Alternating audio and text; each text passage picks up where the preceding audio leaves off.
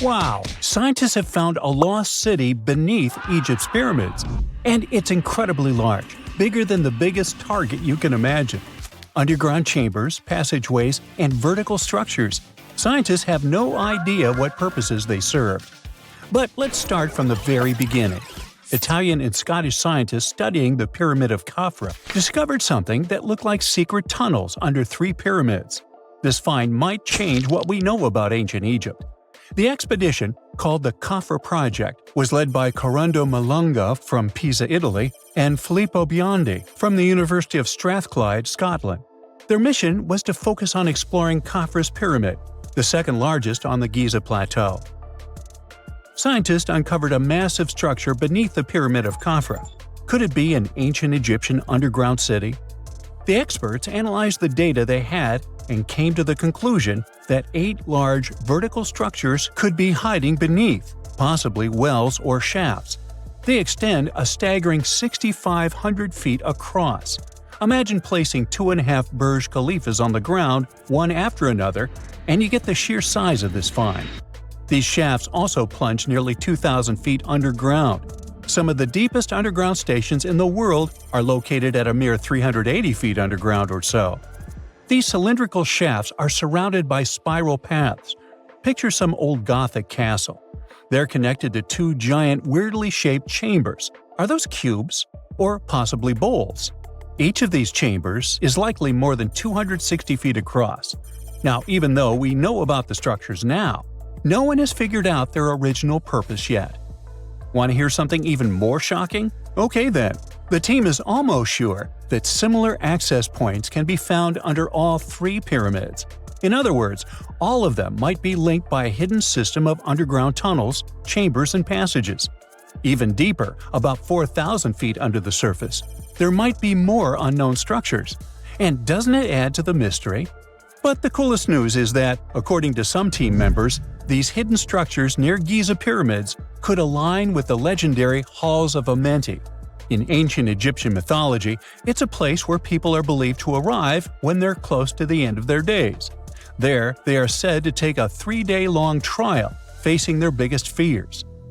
Now, how did scientists even discover these hidden spaces? To uncover them, researchers used 2 satellites positioned 420 miles above Earth. They sent radar signals to the Giza Plateau, and these signals generated detailed images, which were later compiled into a 3D model of the underground layout, including the newly detected shafts. Then, using synthetic aperture radar or SAR technology, which is a type of radar that can penetrate through stone, the team also spotted 5 small room-like structures hidden deep within the pyramid. One of these chambers contained a sarcophagus, which was once thought to be the tomb of Pharaoh Khafra. But now, scientists believe this was a mistake. The true burial site is likely to be elsewhere. In any case, these 5 hidden rooms were completely unknown before the scans. They seem to be arranged in the center of the pyramid and are linked to underground pathways leading somewhere below the structure. There's an opinion that these tunnels could lead to more hidden chambers and wells. Some of them might be around 4,500 years old. Wow! What if they help us solve ancient civilization mysteries? Preliminary data suggests that all this underground space can be much more than a few empty chambers. There might be many more hidden structures near the Giza pyramids. How come? Well, the thing is, the structure appears to include hollowed-out sections with spiral pathways leading even deeper underground. Refining the images hinting at this could reveal an extensive subterranean network. It might be a whole city hidden under the surface. Now, despite the excitement surrounding these findings, there are also a lot of people who don't believe in the existence of the underground city.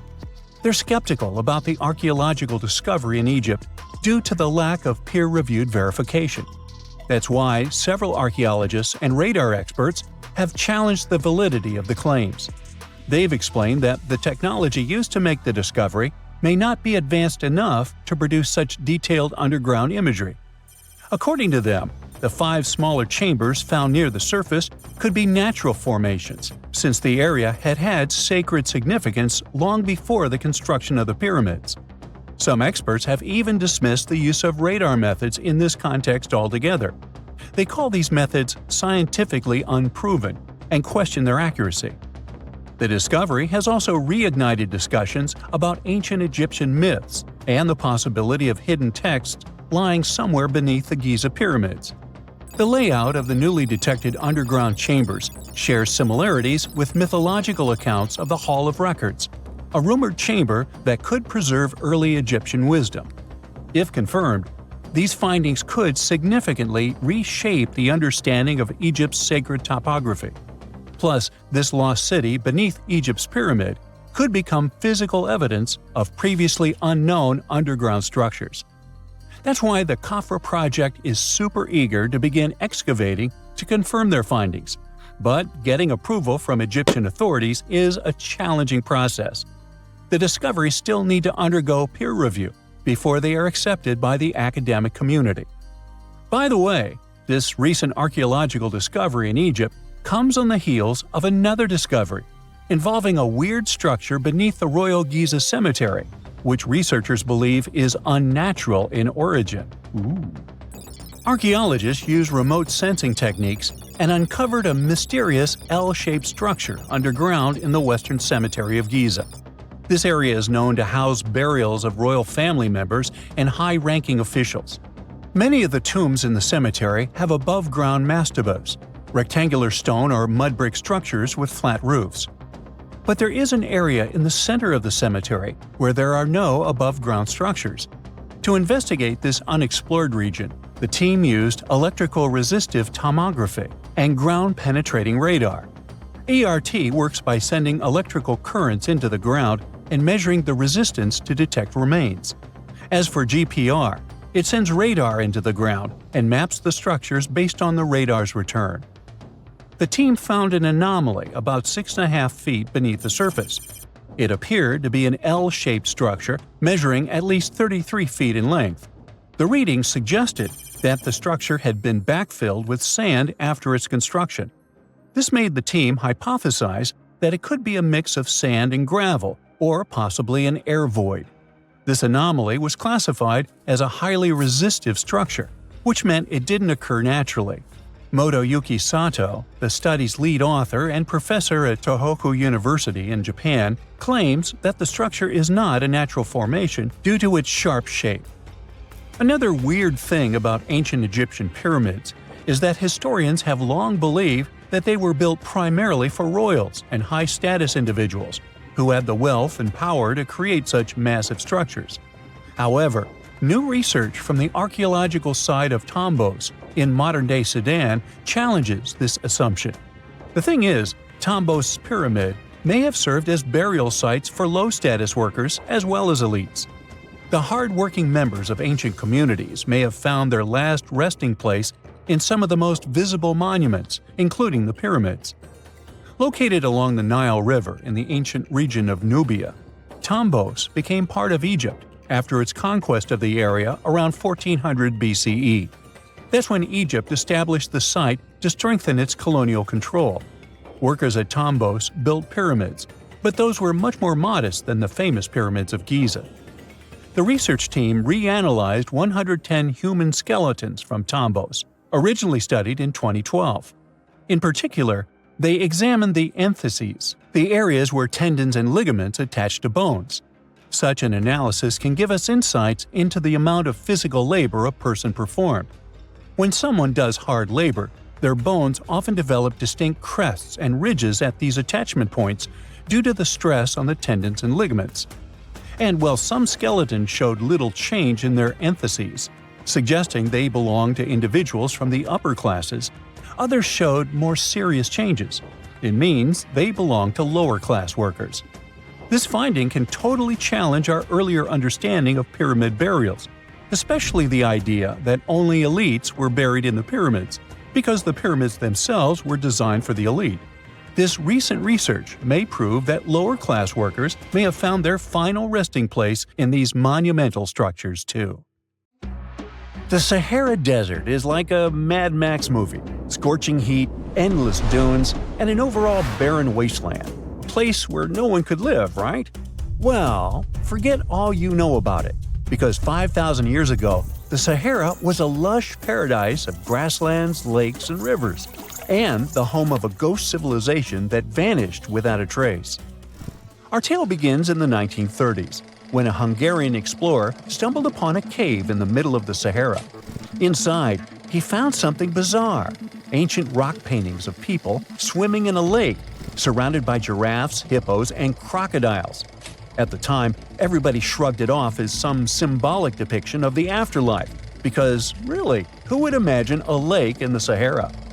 Well, fast forward some 70 years later, when a group of archaeologists made a discovery that flipped the script. In a rock shelter in Libya, they unearthed 15 mummies, along with baskets, ceramic pots, and other everyday items. This may look like prehistoric junk to most people, but to archaeologists, it was like uncovering a key piece of evidence. Those people weren't just passing through, they lived here. You see, those weren't just any mummies. They were some of the oldest naturally mummified humans ever found, dating back over 7,000 years. Take that, Egypt. 2 of them still had readable DNA, preserved thanks to a rare natural mummification process, almost a miracle considering the Sahara's climate's ability to turn everything into, well, beef jerky. Scientists struggled to understand where those mummies came from for a while, because the mitochondrial DNA they recovered was not helpful at all. But thanks to scientific progress, they eventually managed to do a full genome analysis that revealed some weird secrets. Those people belonged to a human lineage that was completely unknown, and they lived isolated from the rest of humanity for thousands of years. For decades, researchers assumed that the place where they lived, the Green Sahara, was like a prehistoric highway, a lush corridor that humans and animals used to migrate between sub-Saharan Africa and the Mediterranean. But the mummies demolished that theory, like a hippo sitting on a sandcastle. Their DNA showed zero genetic mixing with sub-Saharan and Eurasian migrants, keeping their genes pure for 7,000 years. Their closest genetic relatives weren't their neighbors living right below the famous desert, but some ancient hunter-gatherers from Morocco, and even some guys that lived in the Czech Republic, when it wasn't even a country yet, 50,000 years ago.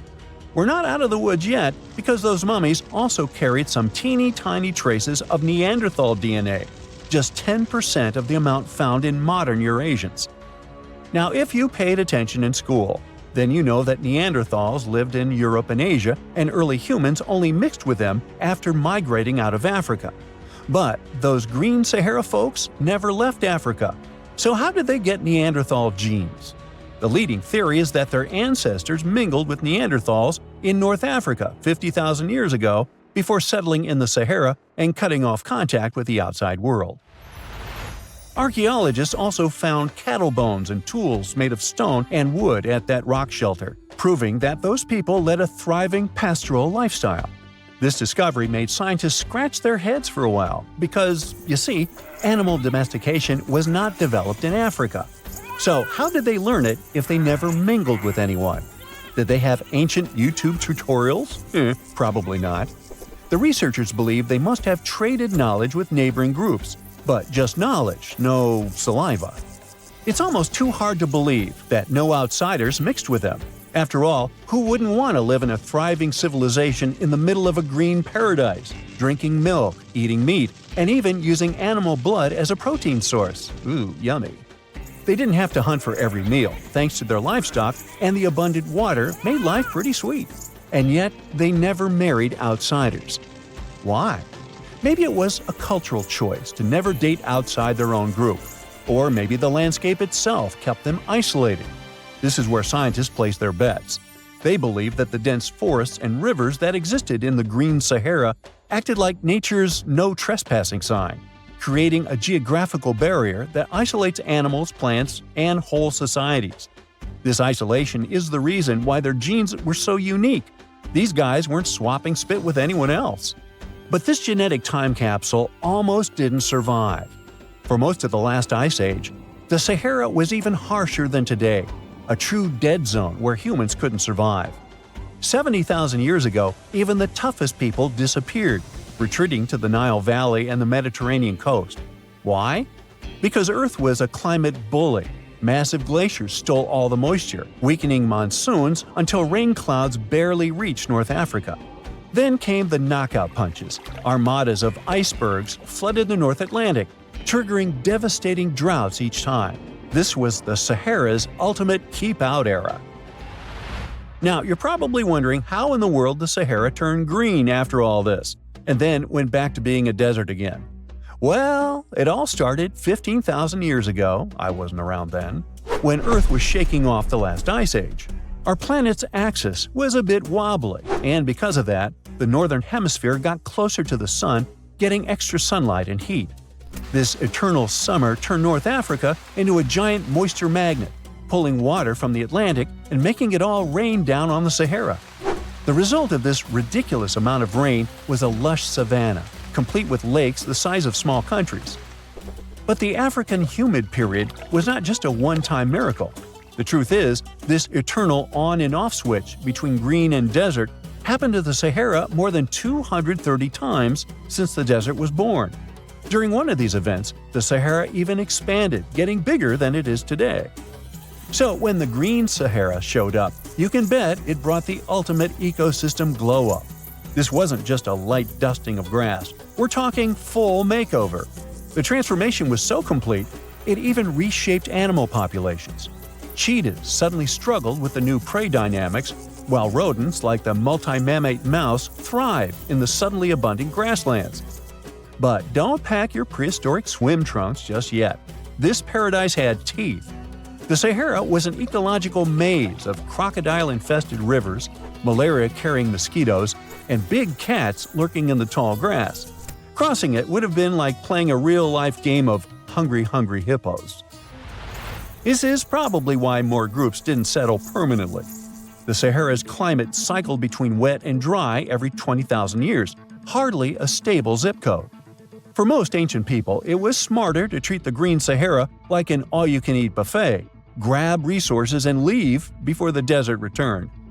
Still, this green Sahara period lasted for 10,000 years, giving our mystery shepherds plenty of time to thrive.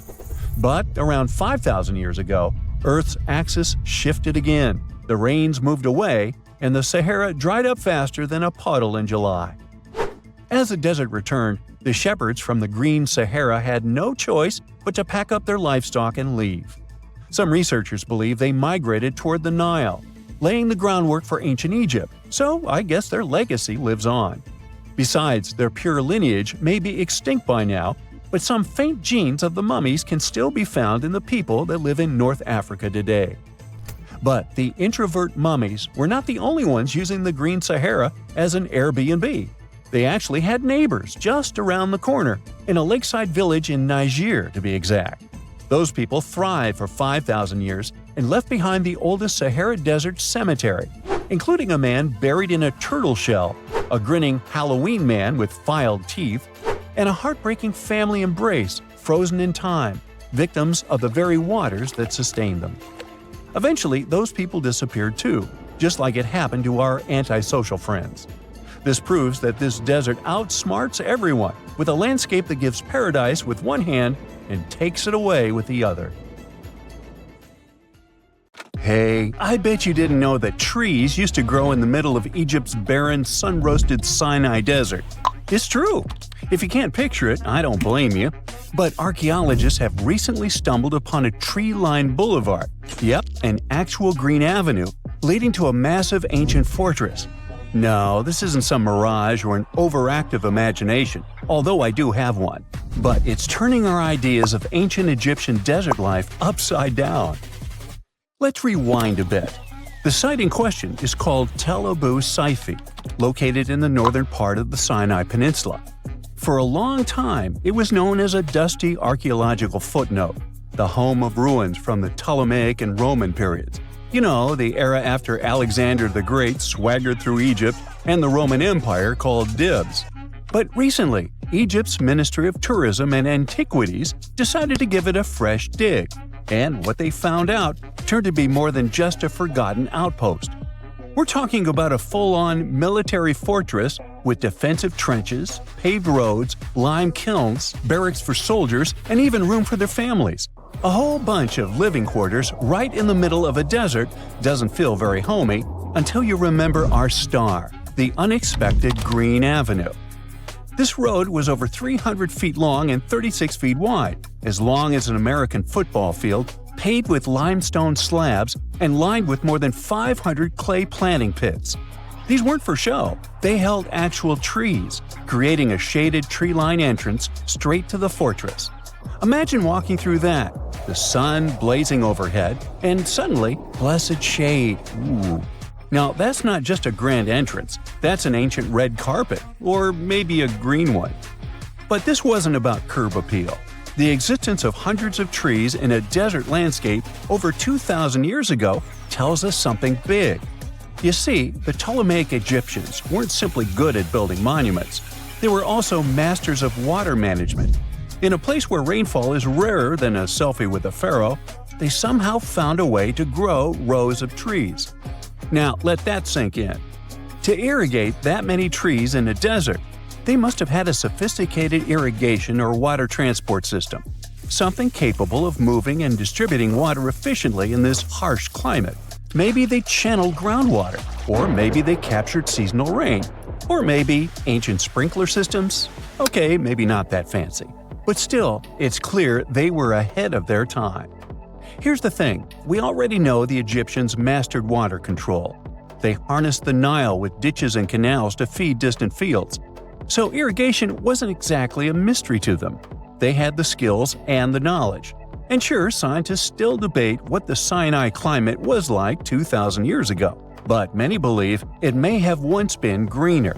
After all, take one look at those dramatic mountains and rocky landscapes, shaped and sculpted as if by brute force of ancient rivers. And it's hard not to think that water once played a bigger role out there. Plus, archaeologists have found tons of evidence showing that Ptolemaic Egyptians cultivated fruits, vines, and trees on a large scale.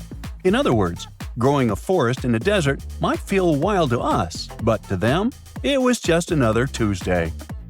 And now, this Green Avenue is making archaeologists wonder, what if similar irrigation systems were used elsewhere, say for transporting the enormous stones used to build the pyramids? There's already a theory that ancient rivers or human-made canals helped move those stones. And the Tel Abu Saifi discovery? Well, it might just be the missing puzzle piece. This isn't just a dream. Back then, rivers were like highways, power grids, and cargo trains of the ancient world all rolled into one. Egyptians used them for everything – irrigating crops, trading goods, powering industry, and even mobilizing for war. If you were doing something important, odds are it involved a river. But wait, it gets even better. Excavations revealed deep defensive trenches, like ancient moats, dug more than 6 feet deep around the fortress. Those weren't just muddy ditches. They were part of an elaborate defense system designed to be filled or bridged to control access. Think of it as ancient Egypt's version of a retractable security gate, minus the hydraulics. And while the trenches were keeping intruders out, life inside the fortress was bustling. Remember how we said archaeologists had found military housing units? It turns out soldiers might have lived there with their families. So this wasn't just a barracks, it was a thriving community, with meals, routines, kids playing, and probably a whole lot of ancient gossip flying around the dinner table. In addition to all the military stuff, researchers found 4 massive lime kilns used to produce quicklime, an essential ingredient for making construction mortar. These kilns are a big deal because they suggest that during the later Roman period, Tel Abu Saifi turned into an industrial hub. It was like the Home Depot of ancient Egypt, churning out materials to build and repair buildings. But here's where the plot thickens. Underneath all of this, beneath the roads, the trenches, the kilns, archaeologists found the corners of an even older structure, a mystery building. Could it be the remains of a third, much older fortress? Or an ancient cemetery or lost city? Nobody knows yet, but one thing's clear, this story isn't over. Honestly, this might be the coolest archaeological cliffhanger of the decade. So, what does this all mean? Well, for starters, it challenges everything we assumed about desert life in ancient Egypt. For the longest time, deserts were thought of as natural barriers, dry, deadly, and empty. But this find suggests that the desert might have once been green and full of life, not because the climate was dramatically different, but because the Egyptians were incredibly good at bending the environment to their will. They didn't just survive in the desert, they transformed it. It also adds fuel to the fire in the age-old debate about ancient Egyptian tech. If they could build a fortress with tree-lined roads, moats, irrigation, and industry in the middle of the Sinai, is it really such a stretch to imagine they could engineer water channels to move pyramid stones? Forget the Ancient Aliens TV show. Sure, it's entertaining, I'll give you that, but it makes us forget something crucial. Those people were brilliant. A lot of what we call modern technology is recycled ancient ingenuity. And who knows how much knowledge we've lost over time. Meanwhile, the dig continues. Scientists are now mapping the entire Tel Abu Saifi site, trying to piece together how all the structures connect. Some want to analyze soil samples to find traces of old tree roots and maybe even figure out what kinds of trees once grew there. Imagine if they were date palms. We might be looking at the world's oldest snack lane. You already know that the implications of the discoveries don't stop with history books, right? This kind of discovery has modern relevance too. Our world is going through a lot of change, with crazy weather and huge heat waves. So maybe we should be asking, what can we learn from ancient civilizations that once made the desert bloom? If nothing else, Tel Abu Saifi reminds us that the ancient Egyptians were more than just pharaohs, pyramids, and mummies. They were visionary planners, eco-architects, and straight-up problem solvers. They didn't wait for nature to hand them what they needed. They engineered it. And thanks to discoveries like this, we're getting a clearer picture of just how advanced and, frankly, how cool ancient Egyptian civilization really was. So next time someone tells you deserts are just empty wastelands, you can hit them with this fun fact. Over 2,000 years ago, in the heart of the Sinai Desert, there was a fortress with a tree-lined avenue, moats, military housing, an industrial center, and even a secret underground structure. Take that, sand dunes! Who knows what else is still buried out there, waiting to rewrite history? There is a secret tomb directly underneath the pyramids of Giza.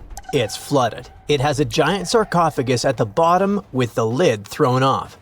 And two tiny tunnels, too small for any adult to enter, point straight toward the Great Pyramid and the Sphinx. Nobody knows where they go. A few years ago, they sent a boy inside to find out. He got stuck and had to be pulled out by his legs. This is the Osiris shaft, and it's been sitting under your feet this whole time. Let's go back 2,500 years. A Greek historian named Herodotus visits Egypt and writes something wild. He says there's a hidden chamber beneath the pyramids, underground, surrounded by water, holding the burial place of the pharaoh himself. He's specific about it, weirdly specific. And for the next 2,500 years, almost every scholar on Earth says this guy was making it up. Herodotus was famous for mixing real history and local gossip and legend. Serious academics didn't trust him on this one. Too strange, too dramatic, probably fiction. Then in 1999, an Egyptian archaeologist named Zahi Hawass, the most famous Egyptologist alive, the man who ran all of Egypt's antiquities for decades, climbs down a shaft beneath the Giza Plateau and finds exactly what Herodotus described. Water, a stone platform, and a massive granite sarcophagus, nearly 100 feet underground. Herodotus had been right all along, for 2,500 years, and nobody believed him. Now let's talk about where this thing actually is, because this is the part that blows people's minds. You know the causeway at Giza? That long stone path that connects the Sphinx to the second pyramid, Khafre's pyramid. Millions of tourists walk along it or right past it every single year. The entrance to the Osiris shaft is hidden directly underneath it. No big sign, no dramatic doorway. Just a hole in the ground quietly sitting there with one of the strangest underground structures in the world below it. The shaft was first found by an archaeologist named Salim Hassan back in 1933. He got partway down, hit water, couldn't go further and left. For the next 66 years, it just sat there. It was known, documented, yet fully ignored. The reason is simple. Nobody could drain it. By 1999, though, the water table at Giza had dropped enough to make it possible. Hawass and his team went in with pumps, equipment, and a lot of determination. He later said it was the hardest excavation of his life. Weeks of dust, mud, and noise just to reach the bottom. What he found was worth every second of it. The shaft goes down through 3 levels. Think of it like a video game dungeon. Each floor gets darker, weirder, and harder to explain. Level 1. Nothing. An empty square room. Kind of a letdown. You climb down, look around, and think, okay, this is fine. Normal. Level 2. Now it gets interesting. About 60 feet down, the shaft opens into a series of 6 carved chambers. 2 of them hold massive granite sarcophagi, ancient stone coffins, each one enormous. There are also pottery fragments, beads, and little figurines called ushabtis, which ancient Egyptians used to represent servants in the afterlife. All of this gets dated to around 500 BCE. Impressive, but not yet insane. Level 3. This is where everything changes. Nearly 100 feet underground. That's about the height of a 10-story building going down. The shaft opens into a large flooded hall. In the middle of it sits a rectangular stone platform, surrounded by water on all sides. And on that platform sits a granite sarcophagus. Massive, 10 to 15 tons, lid thrown off, empty inside. Here's the thing that stops you cold. There are no inscriptions anywhere in this entire structure. Not on the walls, not on the sarcophagus. There's virtually nothing.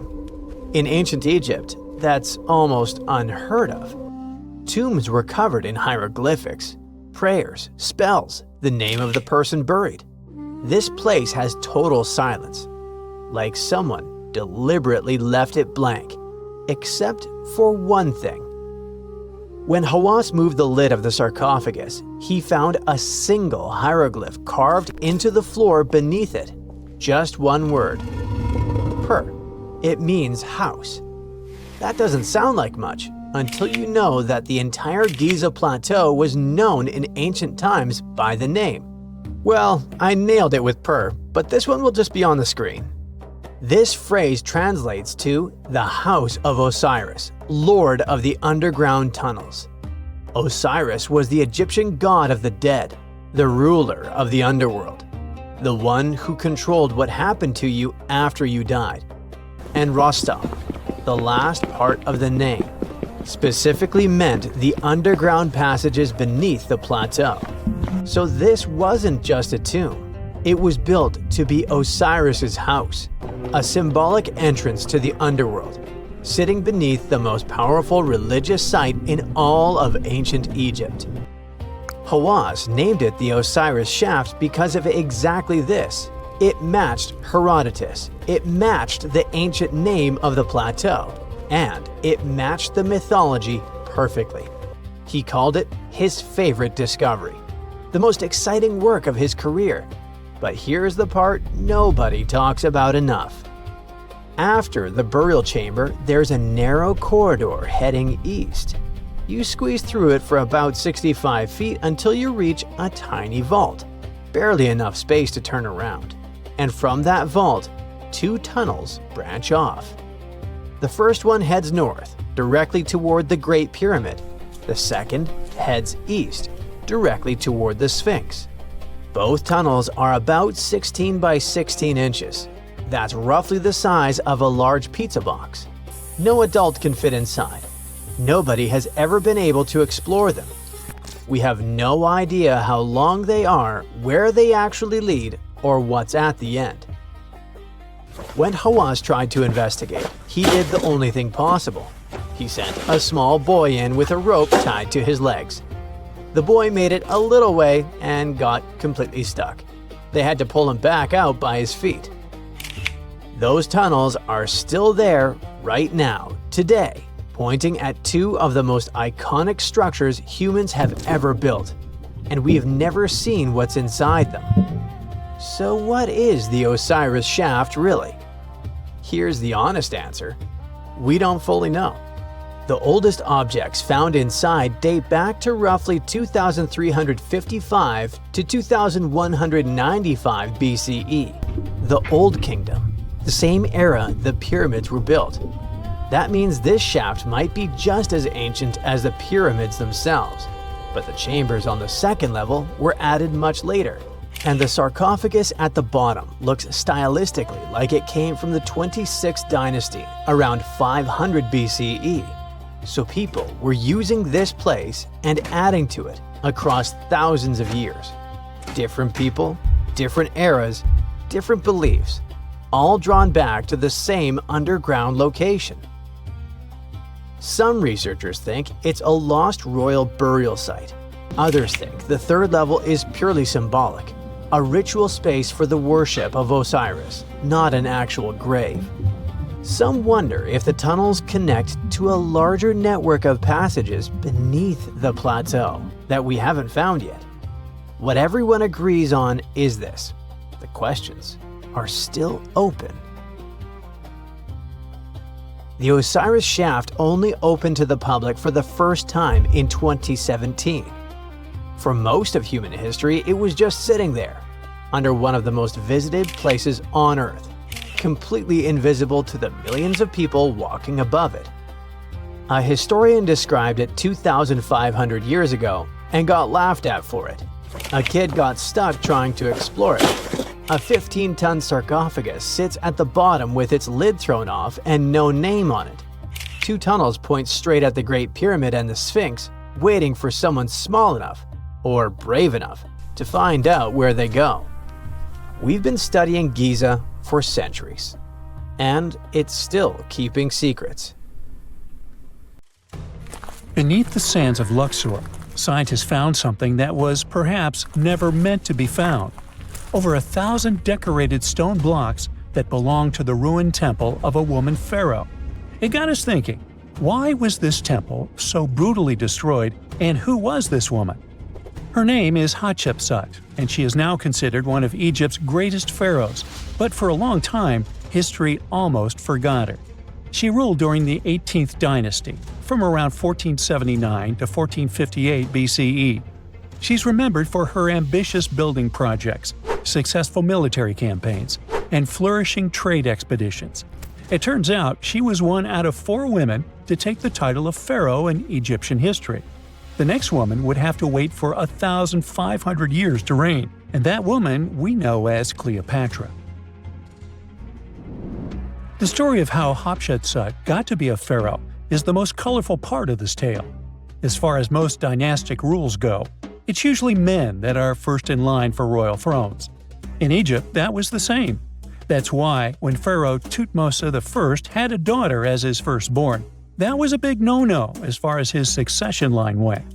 A few years later, Pharaoh Thutmose I passes away. The crown passed to Thutmose II, who ruled briefly, only to leave the throne to his infant son, Thutmose III. In this scenario, Hatshepsut was this pharaoh's stepmother. So what happened was that Hatshepsut served as advisor to her stepson, since he was too young to rule on his own. But after 7 years, she made an unprecedented move. She decided to seize power and declared herself Pharaoh of Egypt.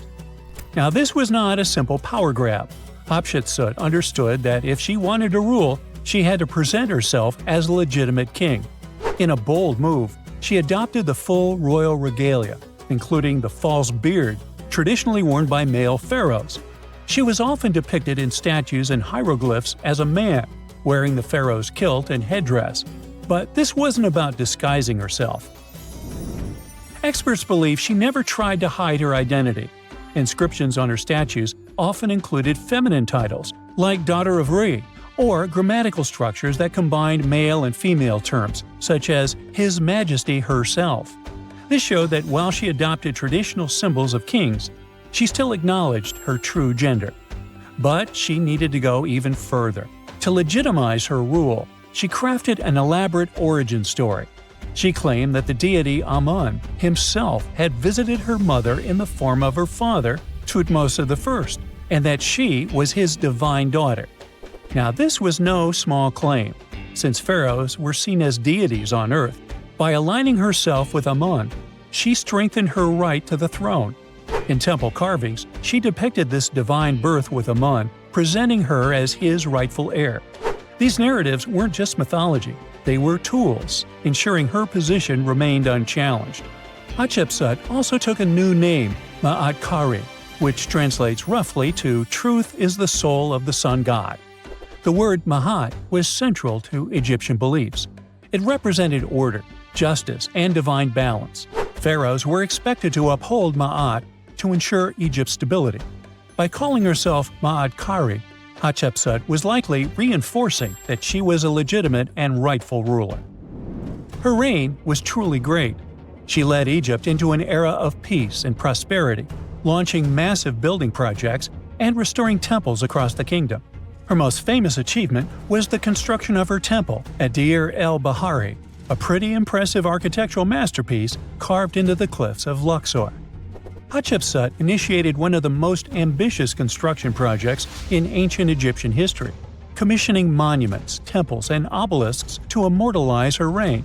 It's argued that she continued with the construction of the Avenue of the Sphinxes, a grand road lined with statues leading to the Karnak Temple. For many, her shining architectural achievement was the towering obelisk she had carved from single pieces of granite. One of these, weighing over 320 tons, still stands today. Now, beyond building, she expanded Egypt's influence through trade. She sent an expedition to the mysterious land of Punt, believed to be modern-day Somalia or Eritrea, bringing back riches like gold, ivory, and exotic animals. Her fleet of ships sailing the Red Sea marked the first recorded trade mission of its kind, establishing economic ties that would benefit Egypt for generations. Yet, for all of her success, something strange happened after Hatshepsut passed away. Her successor, aka her stepson Thutmose III, who had been overshadowed by her rule, took a drastic step. He ordered her name to be erased from history. Her statues were defaced, her inscriptions chiseled away, and her achievements credited to other rulers. It was as if she had never existed. Some believe Thutmose III wanted to reclaim his rightful place as pharaoh, while others suggest that later rulers, uncomfortable with the idea of a female pharaoh, sought to restore traditional male dominance. The story gets even more tragic. The power struggle between stepmother and stepson continues, since, even after her passing away, Thutmose III built his own temple right next to Hatshepsut's at the Valley of the Kings. But he built his temple with one deliberate modification. His monument was built 11 feet higher than hers. Mind you that this was no accident, it was a symbolic statement. He wanted to overshadow her legacy. But history had other plans. Hatshepsut's legacy started to be rediscovered in the 19th century, and it was only through careful archaeological investigation that her reign was properly recognized. Today, Hatshepsut is remembered as one of Egypt's greatest pharaohs. Her reign, once erased, has been reconstructed through constant archaeological discoveries, proving that her power and influence could not be so easily forgotten. Her resting place had been hidden in plain sight, her body removed from its original chamber in an effort to erase her from history. This final piece of evidence cemented her legacy, proving that even attempts to erase a pharaoh could not really do it. Hatshepsut's grand temple, Djeser-Djeseru, was a stunning architectural feat, designed to immortalize her reign and solidify her divine connection to Amun. But after her death, her successor, Thutmose III, launched that calculated effort to erase her legacy, and parts of her temple were dismantled. Historians still debate why. Was it a dynastic power move, an attempt to restore traditional male rule, or a bid to strengthen Thutmose III's claim to the throne? Maybe he was just a jerk. Whatever the reason, the destruction wasn't immediate. It happened decades after her death, suggesting it might not have been a personal revenge but a broader political strategy. Yet, despite these efforts, her temple endures, and so does her story, a defiant echo of Egypt's first great female pharaoh. Let's travel through space and time to another place. Dashur, Egypt, is known to be home to several resting places of people from ancient Egypt. In the year 2017, scientists uncovered a long-lost pyramid. They quickly called the Ministry of Tourism and Antiquities because they suspected it was going to be a big deal. Unlike most pyramids that were found in the area, this one was completely sealed. Lifting the capstone was a delicate process. When they finally managed to open the pyramid, they expected to find an undisturbed chamber. Instead, it was chaos. The place had been looted, and the personal items of the person that had passed away were scattered all over. But in the middle of the wreckage, they found a chest. Using the latest scanning technology, they managed to read the damaged hieroglyphs on its surface. What they found was unbelievable. The name inscribed there was as clear as day: Princess Hatshepsut. Ooh. The discovery made in 2017 also opened up a lot of questions. After further analysis, scientists discovered the remains belonged to another Hatshepsut. It belonged to a princess that lived during Egypt's 13th dynasty. The fact that a resting place had been looted before it was sealed made scientists wonder, were these ancient people trying to hide something about this public figure? And why is there almost no record about her in ancient Egyptian history? Ooh, stay tuned. When you hear the word mummy, you might get a chill down your spine. That's because most of us associate this word with those creepy characters we've seen in some scary movies. But in reality, mummies have helped us understand a lot about ancient civilizations, their rulers, and about how people used to deal with losing their loved ones. The people most famous worldwide for their mummies are the ancient Egyptians. They believed that some sort of existence after passing away was possible, if certain conditions were met. That's why they insisted on preserving the human body through the process of mummification and placing the mummy in a furnished tomb, kind of like giving it a fully functioning apartment of its own. Why did they believe in this? Well, because they were deeply connected to their natural environment for the most part. They saw the natural cycles around them, like how the sun rose every day, followed by the moon, or how new life was always sprouting from plants, even after they had wilted away. They also believed that the powerful spirit Osiris, who represented the cycle of passing away and resurrection, played a role in this process. To prepare for the afterlife, the ancient Egyptians followed certain rituals, like mummification, which involved using materials like honey, resins, and incense to preserve the body. There's no other mummy more popular than that of King Tut. He was a young pharaoh who ruled over 3,000 years ago in Egypt. The problem with discovering ancient royal tombs is that most of such burial sites were previously robbed. People knew ancient rulers had been left with many valuable belongings, so those locations became vulnerable to thieves. When King Tut's tomb was opened in 1922, people were excited because it had not been robbed, like many other previously discovered royal tombs. That's how well hidden it was. Inside, his mummy was encapsulated in a total of 3 coffins, including one made of gold. The objects found in his tomb showed us what ancient Egypt was like, and studying his mummy also helped us learn about the culture and practices popular at the time when he passed away. We also learned about his family by looking at his DNA.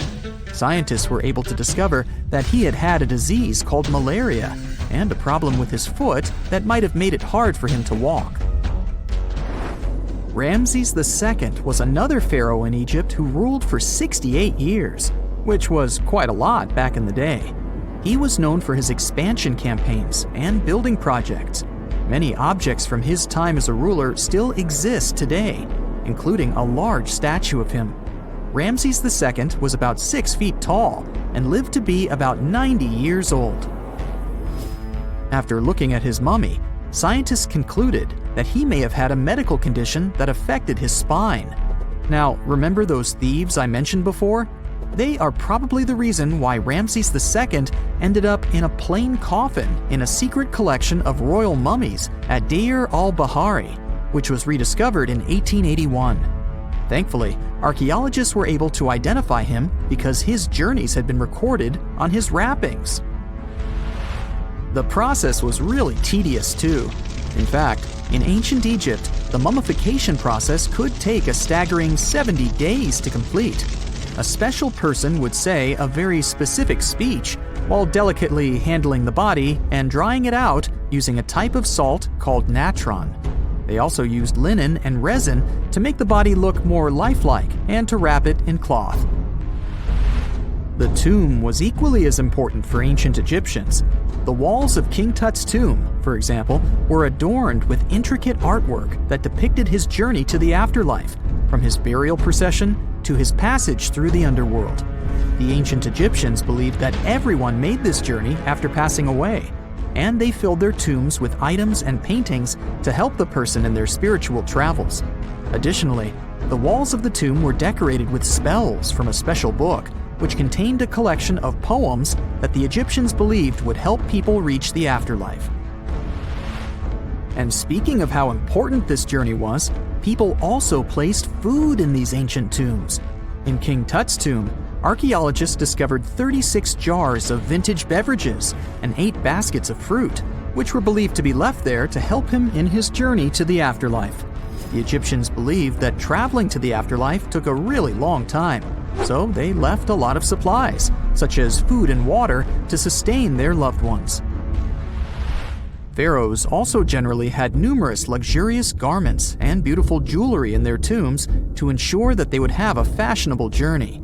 These items included various types of linen clothing, such as tunics, scarves, gloves, and headdresses, as well as a lot of gold jewelry with precious stones, like bracelets, buckles, pendants, necklaces, rings, and even precious depictions of insects for protection. Some were also deposited with fans made from ivory and ostrich feathers to keep them cool in the afterlife. Some ancient rulers were even placed in their forever apartments along with boats. For example, Pharaoh Khufu built the Great Pyramid at Giza as his tomb, and a large ship was found inside. King Tut, however, was buried with multiple boat paddles, but no actual boat. Instead, he had 3 chariots and numerous walking sticks made of precious materials, perhaps indicating he'd rather travel to the beyond by land, not by water. Amongst the most interesting objects found near ancient mummies are bottles of oils and perfumes. If rulers were supposed to be fashionable, why not smell nice too, right? Also, some of them had some ancient kinds of board games, most of them made out of precious materials like gold or ivory. One of those games was called Senet. It was very popular amongst the ancient Egyptians and very similar to modern-day chess. The ancient Egyptians may have the most famous mummies out there, but they weren't the first to invent the procedure. In fact, it all started in South America with an ancient civilization named the Chinchorro. As far as we know today, these people were the first to mummify their loved ones that had passed away. They did it somewhere around 2,000 years before the Egyptians started their own rituals. Sure, we can tell a lot about ancient rulers by studying these mummies, but until recently, we had no idea what they really looked like during their lifetime. Not so long ago, though, some very special mummy paintings were found by archaeologists studying ancient Egyptian objects. These mummy portraits are highly detailed paintings of individuals that were made while they were still alive. Such paintings were often painted on wood, as opposed to the classical portraits we all know about, which are painted on canvas. They are known for their realism and beauty, and have even been used by researchers to diagnose diseases by comparing them to the corresponding mummies. Some of these portraits also include depictions of jewelry, which was later found on the mummies. The recent discovery of these mummy portraits in Central Egypt is significant, as it marks the first time in over a century that such paintings have been found. Mummies appeared all around the world naturally, too.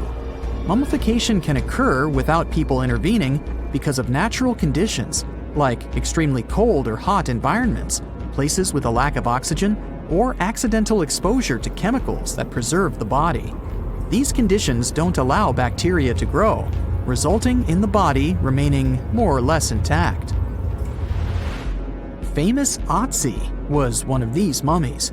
We know today he was a man who lived around 5,000 years ago in Europe.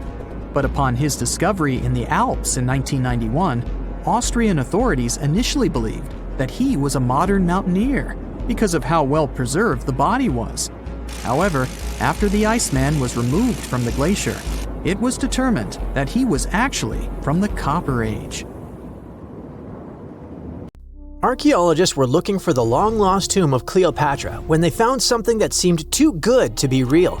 Roughly 43 feet underground beneath a ruined Egyptian temple, there was a perfectly straight tunnel, carved through solid sandstone. The tunnel is over 4,200 feet long, and so precise that experts called it a geometric miracle.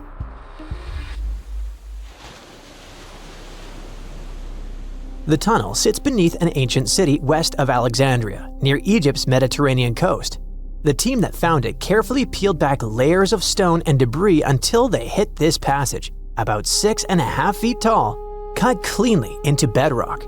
There were no collapse marks or wandering curves, just precision. If you've ever tried to drill a straight hole into a wall at home and failed within seconds, imagine doing this underground for nearly a mile. Ancient builders had no GPS, no lasers, no modern surveying tools. Yet, this tunnel stays remarkably level over its entire length. That means they understood gradients, angles, and distance in a way that goes far beyond stack stones and hope. Engineers today rely on machines to maintain that kind of accuracy underground. These people relied on knowledge, repetition, and patience. Parts of the tunnel now sit underwater or collapsed, probably after several earthquakes that struck the region centuries ago. Some experts think the tunnel may have once connected the temple to water sources or ritual areas closer to the sea. Archaeologists noticed that the Egyptian tunnel is an exact replica of the Eupalinos tunnel in Greece. It's believed to be one of the most important engineering achievements of antiquity, which only makes the Egyptian tunnel more special. Underground passages in ancient Greece linked temples to sacred springs. Back in ancient times, people moved through space in specific ways, underground and above, to reenact myths and journeys of gods. A tunnel like this could represent a path to the underworld, rebirth, or divine transition. Nobody would invest this much effort in construction just for decoration.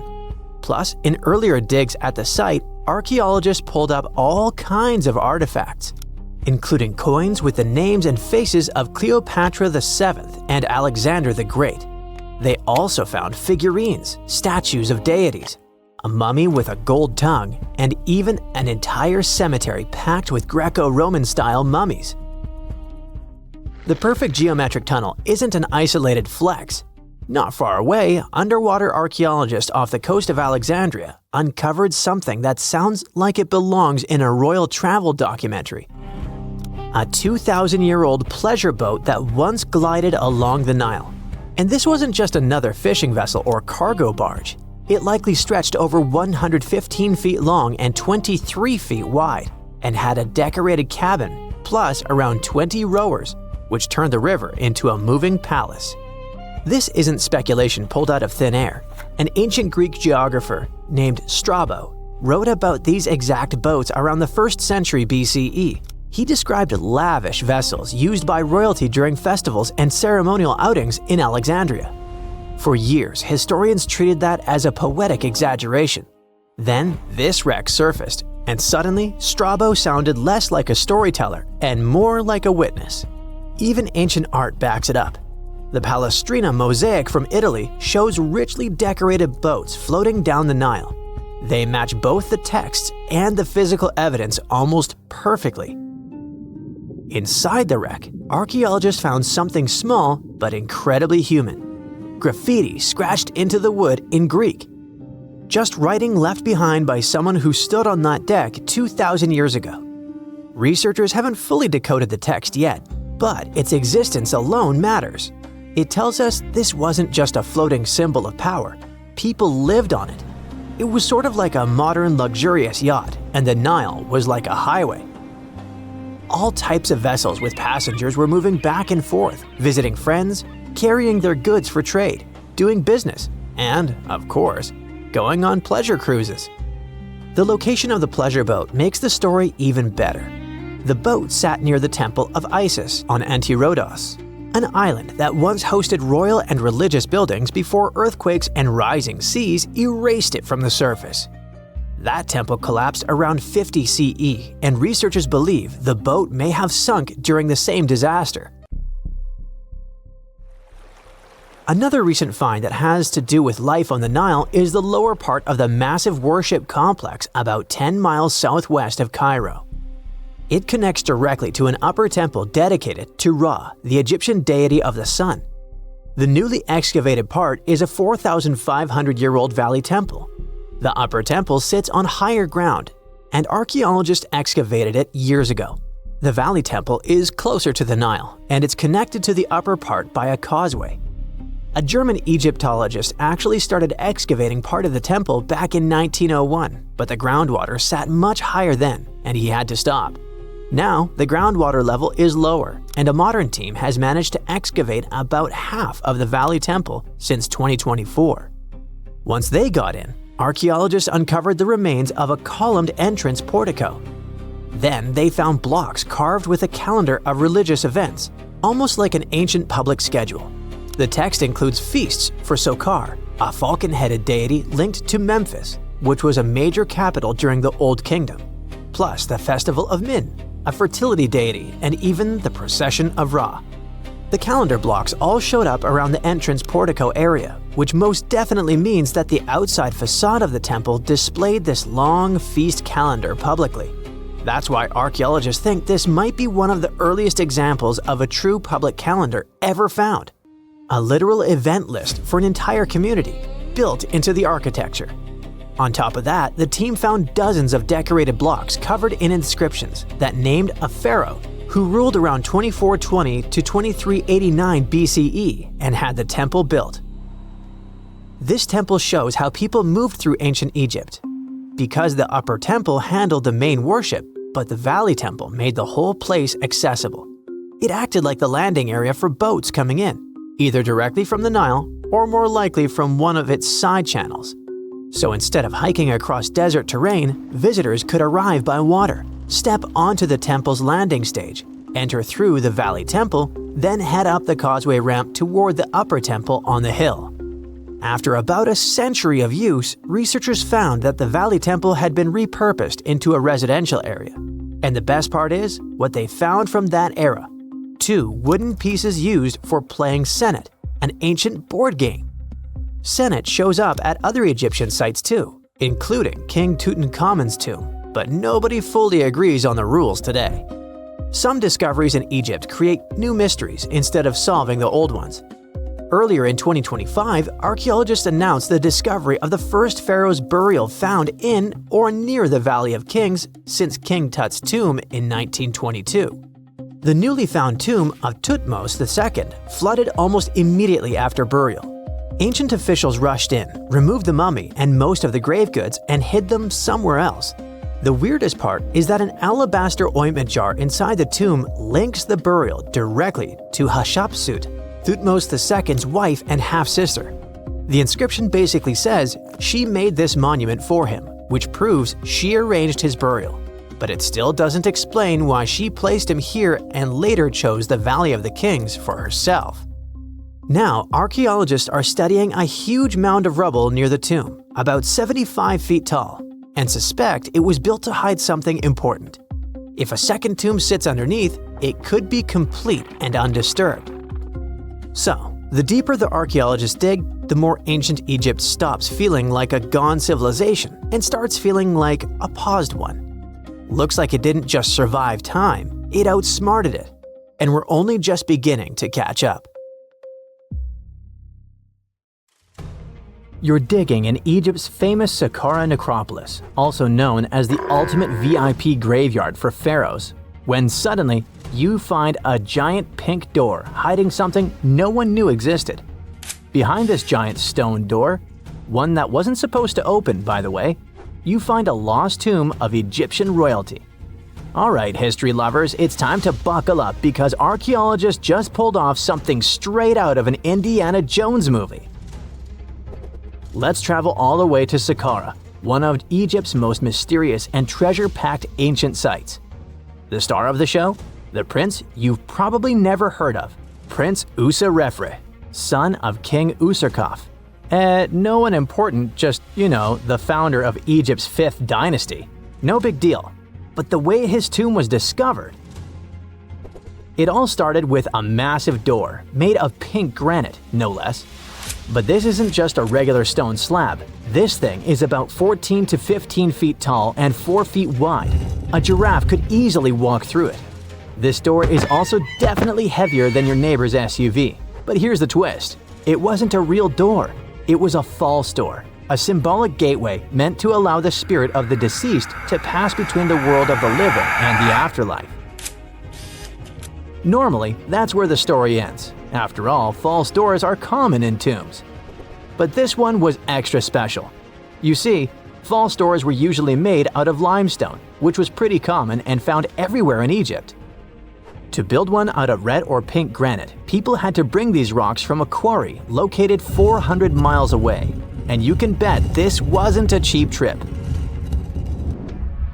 According to Egyptologists, this is the first time a false door of this size and material has ever been found in Egypt, making it a totally unique piece of architecture. Aside from being super expensive, this one had a surprise behind it too. When the team of researchers investigated further, they realized that this false door actually hid a real entrance. And what did it lead to? A hidden tomb, packed with statues, relics, and secrets from over 4,000 years ago. The tomb belonged to Prince Userefre, but you can call him Wasar Efra, or Wasar Efra too. Despite being totally erased from history, this fella was no minor noble. The hieroglyphs on the pink granite door listed him as the hereditary prince, governor of Buto, En Nekeb, royal scribe, minister, judge, and priest of chance. Phew!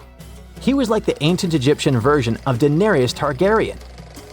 These inscriptions not only identify his political and religious roles, but also suggest he held significant power in Lower and Upper Egypt, bridging both regions through his titles. One title in particular, the priest of Seker, links him to the deity of the necropolis, the one with the falcon head. This god was the patron of the living and god of the dead at the same time. So I guess the Forgotten Prince was sort of a big deal, considering that his tomb was placed in such a prestigious location within Saqqara. What's even more mysterious is that Prince Userefre doesn't appear in official king lists or royal family trees, which makes us wonder if he passed away before he could rule, or if his legacy was deliberately erased in one of ancient Egypt's classic political dramas. Some scholars now believe his erasure might be connected with shifting religious or political power struggles during the early 5th dynasty, especially as his father Userkaf was reshaping Egypt's religious order. And speaking of his father, King Userkaf was a total game changer. He wasn't just the founder of the 5th dynasty, he also kicked off a religious revolution by promoting the sun god Ra over older deities. That's right, Userkaf built the very first sun temple at Abu Sir, setting off a dynasty-wide obsession with solar worship. After Userkaf wrapped up his short but revolutionary reign, a whole lineup of pharaohs took the stage. Sahure, Neferirkare, Nusere Ini, basically the boy band of the 5th dynasty. And these guys were all about two things: building pyramids and making money. They weren't just stacking stones, they were expanding Egypt's influence, opening up trade routes to far-off lands and blinging out their temples like it was nobody's business. Back in the tomb, things got even cooler. There was a beautiful red granite offering table covered with inscriptions detailing ritual foods, like an eternal menu for the afterlife, because they believed the deceased could magically eat this food. Fun fact, It was the funerary priests and their families that actually ate the food. There were also pottery shards, amulets, and painted walls, but the real showstoppers were the statues. And this is exactly where things get weird, in a good way. The team found statues of King Djoser, the guy who built Egypt's first pyramid, his wife, and their 10 daughters, inside Prince Usarefre's tomb. Hold up. Djoser lived a few centuries before Usarkaf. So what were his statues doing there? Turns out, scientists don't really know. These statues were built during the reign of King Djoser himself and probably belonged to that first ever built pyramid. Experts believe these statues were probably relocated during the 26th dynasty, thousands of years after Djoser, maybe to protect them from destruction, or maybe because they were still venerated. Basically, ancient Egyptians were hoarders, but classy ones. Scientists also know for a fact that some engravings and statues found there were made way later, which means that this tomb probably turned into a deposit for fancy stuff. Or maybe this was just really ancient interior decorating. Anyway, that wasn't all.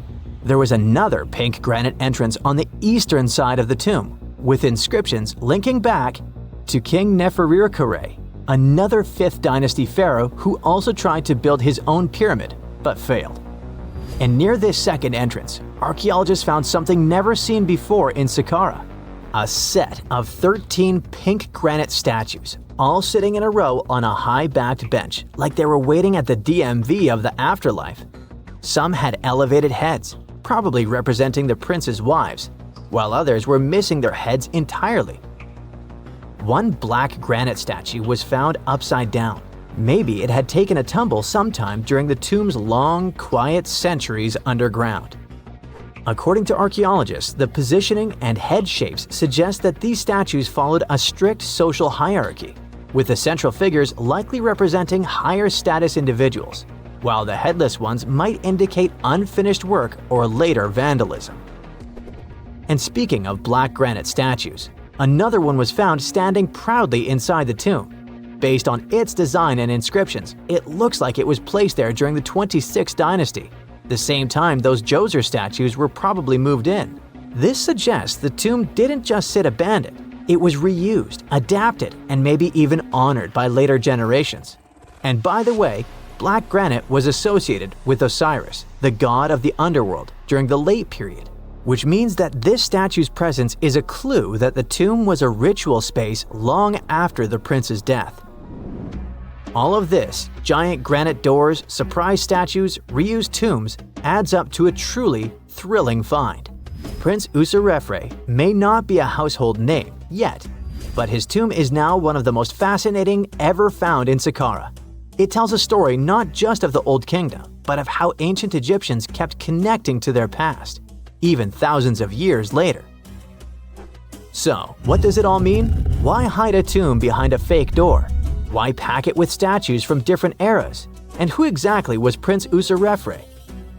These are the kinds of mysteries that keep archaeologists digging and keep the rest of us fascinated. In the end, this discovery isn't just about one tomb, it's about how much is still waiting beneath the sands of Egypt. As more gets uncovered, we're reminded again and again that ancient history isn't gone. It's just sleeping behind massive pink granite doors.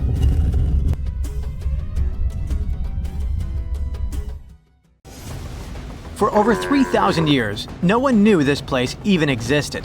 And then, out of nowhere, archaeologists digging near Alexandria uncovered something absolutely shocking: a forgotten Egyptian city. This place is buried under Greek ruins, hiding secrets that could rewrite the history of pharaohs and their armies. And one of the artifacts, which looks like a simple wine jug, changed everything. We thought that we already placed all the important parts on the map of ancient Egypt: pyramids, Thebes, Luxor, Alexandria. But nope, the map just got an update. The new city was a big deal, and it's about 3,400 years old. It's just been discovered at the site called Kom el Nugus. This place is located west of Alexandria and tucked between the Mediterranean and a saltwater lake called Lake Mariut. This discovery raised a few eyebrows. Scientists thought that this place used to be empty and that it was only settled by the Greeks in about 332 BCE. But it turns out that people lived in Com el Nugus way before that. When archaeologists were digging through Greek ruins, they started noticing something unexpected: mud brick walls. Yep, you know, the pyramid type. That's the kind Egyptians built during the New Kingdom. These mud bricks were made from mud, clay, sand, and straw. These ingredients were mixed with water and dried in the sun, not baked. Egyptians used them for thousands of years to build houses, temples, palaces, and yes, the pyramids. Of course, other civilizations did use mud brick too, but Egyptian mud brick is kinda quirky. They used straw that grew in their regions, layout styles, and mortar. That's what helped the experts realize that Egyptians used to hang out in Com el Nugus. That alone raised eyebrows, and then they found more. An entire street layout, buried structures, and even a temple built by Ramses the Great himself. His name speaks for itself. This guy was one of the most famous pharaohs in all of Egyptian history.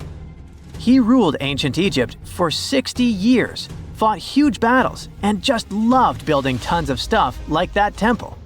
People loved him so much that later pharaohs literally pretended to be him or wrote his name on their buildings. That's when archaeologists realized that they weren't looking at some dusty mud bricks of a tiny village. That's an entire buried city. They immediately started digging more. Turns out the whole place wasn't random. It was built with great care. The streets had drains to stop rainwater from damaging the soft mud brick walls. There were also small tomb chapels with writings about soldiers. This suggests this place might have been the military base, and that changes a lot. In ancient Egypt, when the military showed up, there must have been a reason. So what was it? Protection? Conquest? Control of something important? In the case of this city, it was probably about wine, water, and trade on the edge of the desert. What's even crazier is that we still don't know just how big it was. The team has only uncovered part of it so far. There could be fortifications, warehouses, administrative buildings, or even more religious or royal structures waiting underground. We also don't know what this town was called in ancient times. That name is still buried. But it might be uncovered someday, maybe inside a wall, maybe on a scroll, maybe on another broken jug. One of those already turned out to be a mind-blower. A chunk of a ceramic jar, called an amphora, had a royal seal pressed into it, and that seal bore the name Meritaton. Princess Meritaton wasn't just anyone. She was the eldest daughter of Queen Nefertiti and the older sister of King Tutankhamun. Yes, that's right. Both Nefertiti and King Tut were involved here. All that was about a century before Ramses the Great built one of his temples here. Looks like the city was founded back in the days of another pharaoh, the pharaoh Akhenaten, husband of Queen Nefertiti, father of Princess Meritaton, and future king Tutankhamun. That guy, Akhenaten, was a bit of a wild card. He was the type who really gets weird about one of his interests. He tried to completely change Egypt's religion, forcing everyone to worship the sun disk called Aten instead of the usual deities. He basically told all Egypt that all their mythology was wrong, and from now on, there will be no more Osiris, no more Thoth or Set. Just raw sunlight only, people. That's known in history as the Amarna period. And he went all in. Changed his name, built an entirely new capital city called Amarna in the middle of the desert, redesigned temples, rewrote hymns, and even banned traditional religious imagery. Even the art got wild at the time. People started getting elongated heads, belly rolls, and all that humanity and vulnerability carved into stone. It was deliberately weird. He wanted to show the family not as perfect gods, but as human vessels of divine light. Everyone had to awkwardly smile and play along because he was the pharaoh after all. The wackiest part is that after his rule, his son, Tutankhamun, reversed all the sun disk-related stuff. He literally changed his name from Tutankhaten, which means living image of the Aten, the sun disk, to Tutankhamun, which means living image of Amun, one of the great older deities. King Tut brought back the old deities, reopened the temples, and erased as much of Akhenaten's legacy as possible. Looks like his family didn't really like the sun cult after all. Meanwhile, this discovered wine jug shows that the city was probably active, thriving with life during Akhenaten's times. That's huge. Up until now, there was no clear evidence that his radical ideas and projects extended all the way to the north. The jug also shows that vineyards and wine production reached all the way to the north in ancient Egypt. Wine really was a huge deal, worthy of placing a military base here. Princess Meritaten most likely used this jug. Just like with her brother, she was born into the sun and named after it. Her name, also spelled Meritaten, meant beloved of the Aten. As the eldest daughter of Pharaoh and his queen, born right into the middle of radical religious changes, she was raised to perform the future queen's duties. From her earliest years, she walked in temples alongside her mother Nefertiti, shaking the sistrum in solemn rituals. She was there when Akhenaten established his capital city, Amarna. He clearly loved his family. Meritaten's face was etched into its stone walls more than anyone else. In every temple, in every sacred scene, her figure appears, revered. Things get foggy in history after her father passed away. The throne wobbled. King Tut was very young, only 9 years old when he had to take new duties. Meritaten seemed to have been a brief step between her father and her younger brother. She married someone called Smenkhkare. History isn't even sure who that mysterious man was. Could have been a puppet, a phantom king in a crumbling dynasty. May have even been her brother. Whatever the truth was, these two took power and ruled together for a while. Meritaten got the title of the Great Royal Wife, a title of immense power. But Smenkhkare was a very short-lived ruler. He passed away just in about a year. There are some speculations among historians that Meritaten was the actual ruler, the informal female pharaoh, because her brother was too young.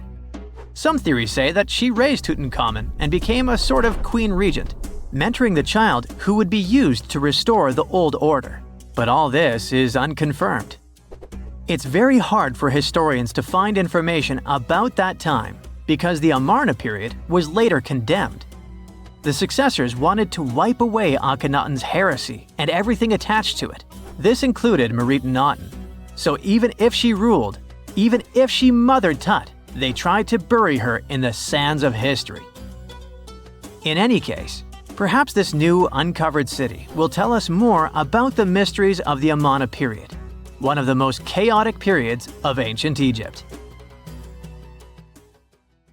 Egyptian archaeologists made an extraordinary discovery near Cairo just recently. Drumroll, please. The most ancient and most complete mummy yet discovered in the country. Yes, they were keeping it under wraps. The 4,300-year-old mummy was found in a group of tombs close to the Step Pyramid of Djoser, dating back to the Egyptian Old Kingdom.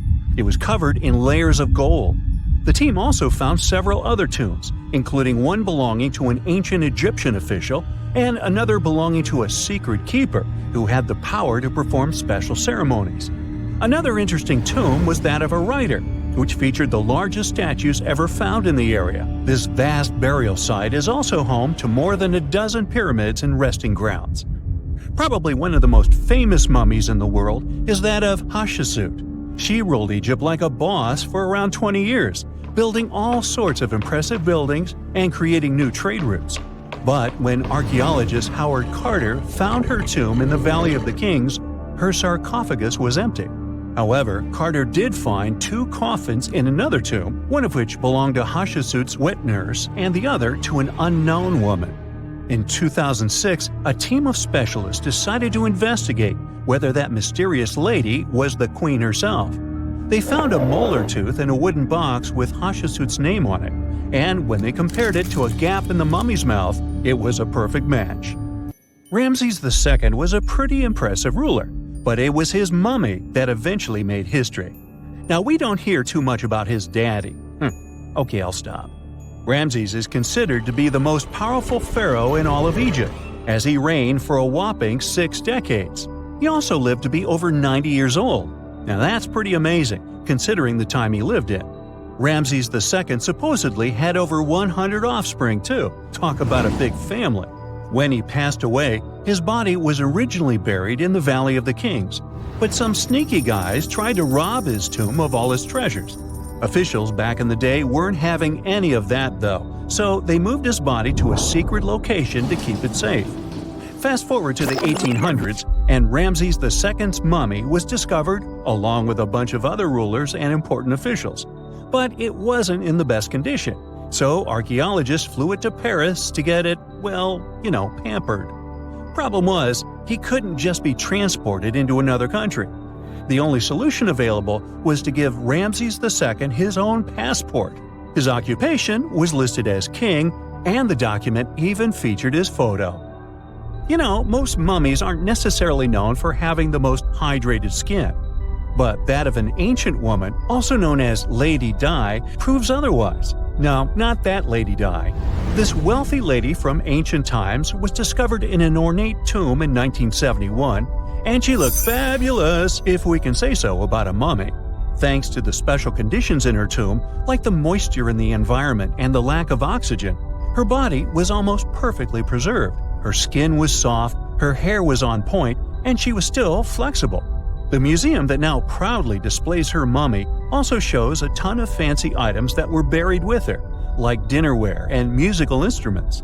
Archaeologists investigated the mummy further and discovered that she passed away from a heart attack at around 50 years old. Even though it hasn't been around for over 2,000 years, Lady Di is still making history. The mummy of Otzi the Iceman was discovered in the Alps in 1991. Austrian authorities initially thought he was a modern mountaineer because he was so well preserved. Turns out, he was actually from the Copper Age. He was found in a mountain pass over 10,000 feet above sea level. Through studying his mummy, we've learned so much about life in Copper Age Europe. For example, we know that he was a native of Central Europe and enjoyed eating meat. He also suffered from arthritis, narrowing arteries, and intestinal problems.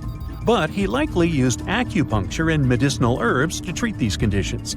And apparently, he was pretty handy with tools. He sharpened them just days before his untimely demise. Who knows if he was expecting trouble or just getting ready for some routine work. Now, King Tut and his story is most likely the one that made all mummies famous. This pharaoh passed away at the young age of 19, more than 3,000 years ago. But his mummy is still one of the most well-known in the world. When his tomb was opened in 1922, people went wild because it was still intact, unlike many other royal tombs. It had some seriously blinged-out coffins, including one made of solid gold. Not only did Tut's tomb give us a glimpse into ancient Egyptian history, but his mummy also taught us a lot about the time he lived in. DNA analysis helped identify his parents and revealed that the pharaoh had a rare bone disorder that might have made walking a bit tough. Now, Ginger is most likely one of the coolest mummies you'll ever hear about. He's like a time traveler from 5,000 years ago who's still looking fly with his golden hair and perfectly preserved nails. Ginger was discovered in Egypt and is believed to be the earliest known mummified body. Before people even knew about mummification, they used to place bodies in shallow graves in the hot, dry sand. And since the sand absorbed all the water, bacteria couldn't reproduce and the body was preserved naturally.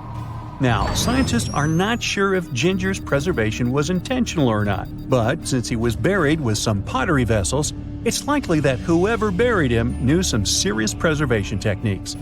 If you want to meet Ginger in person, he's currently chilling at the British Museum. One Dutch art collector bought a statue from Asia and ended up finding a weird discovery. The statue contained a mummy hidden inside.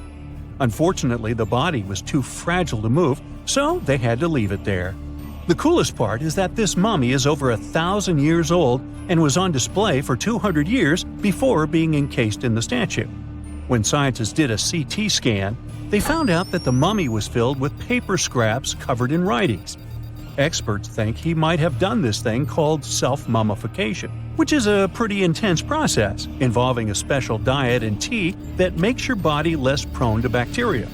Only a few people could handle this ritual, and those who managed to do that were seriously respected.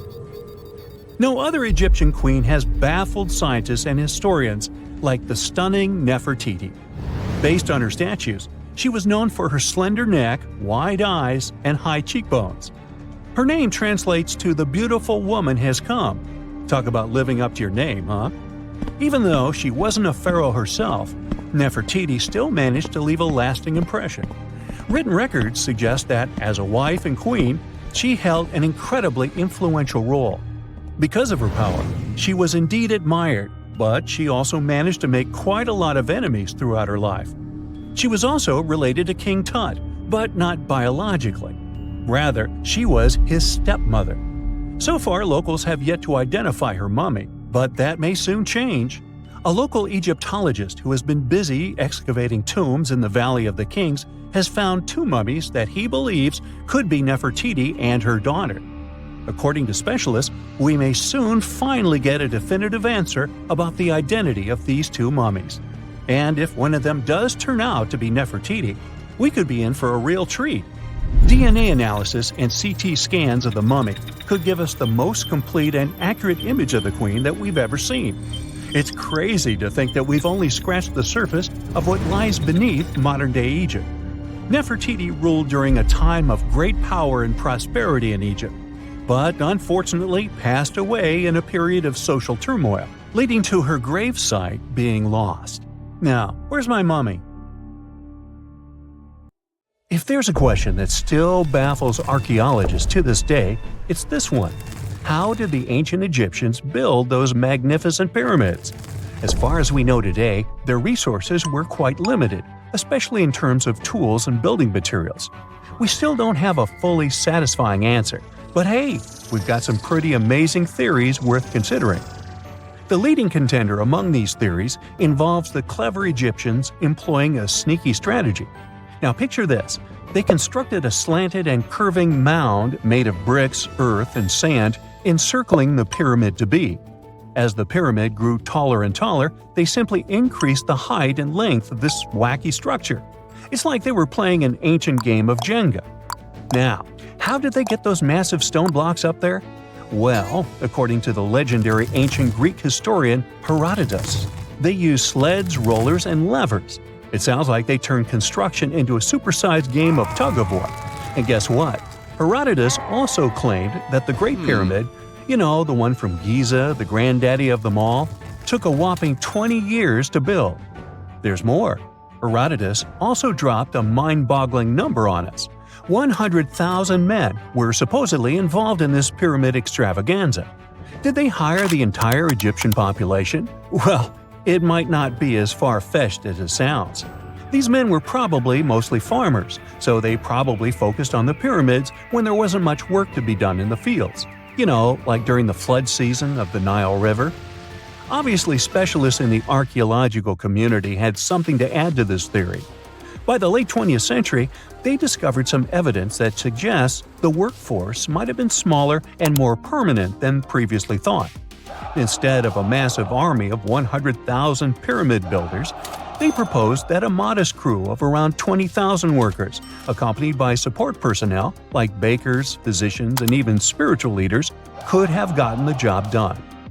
There was also this theory that claimed that the pyramids were actually built from the top downward.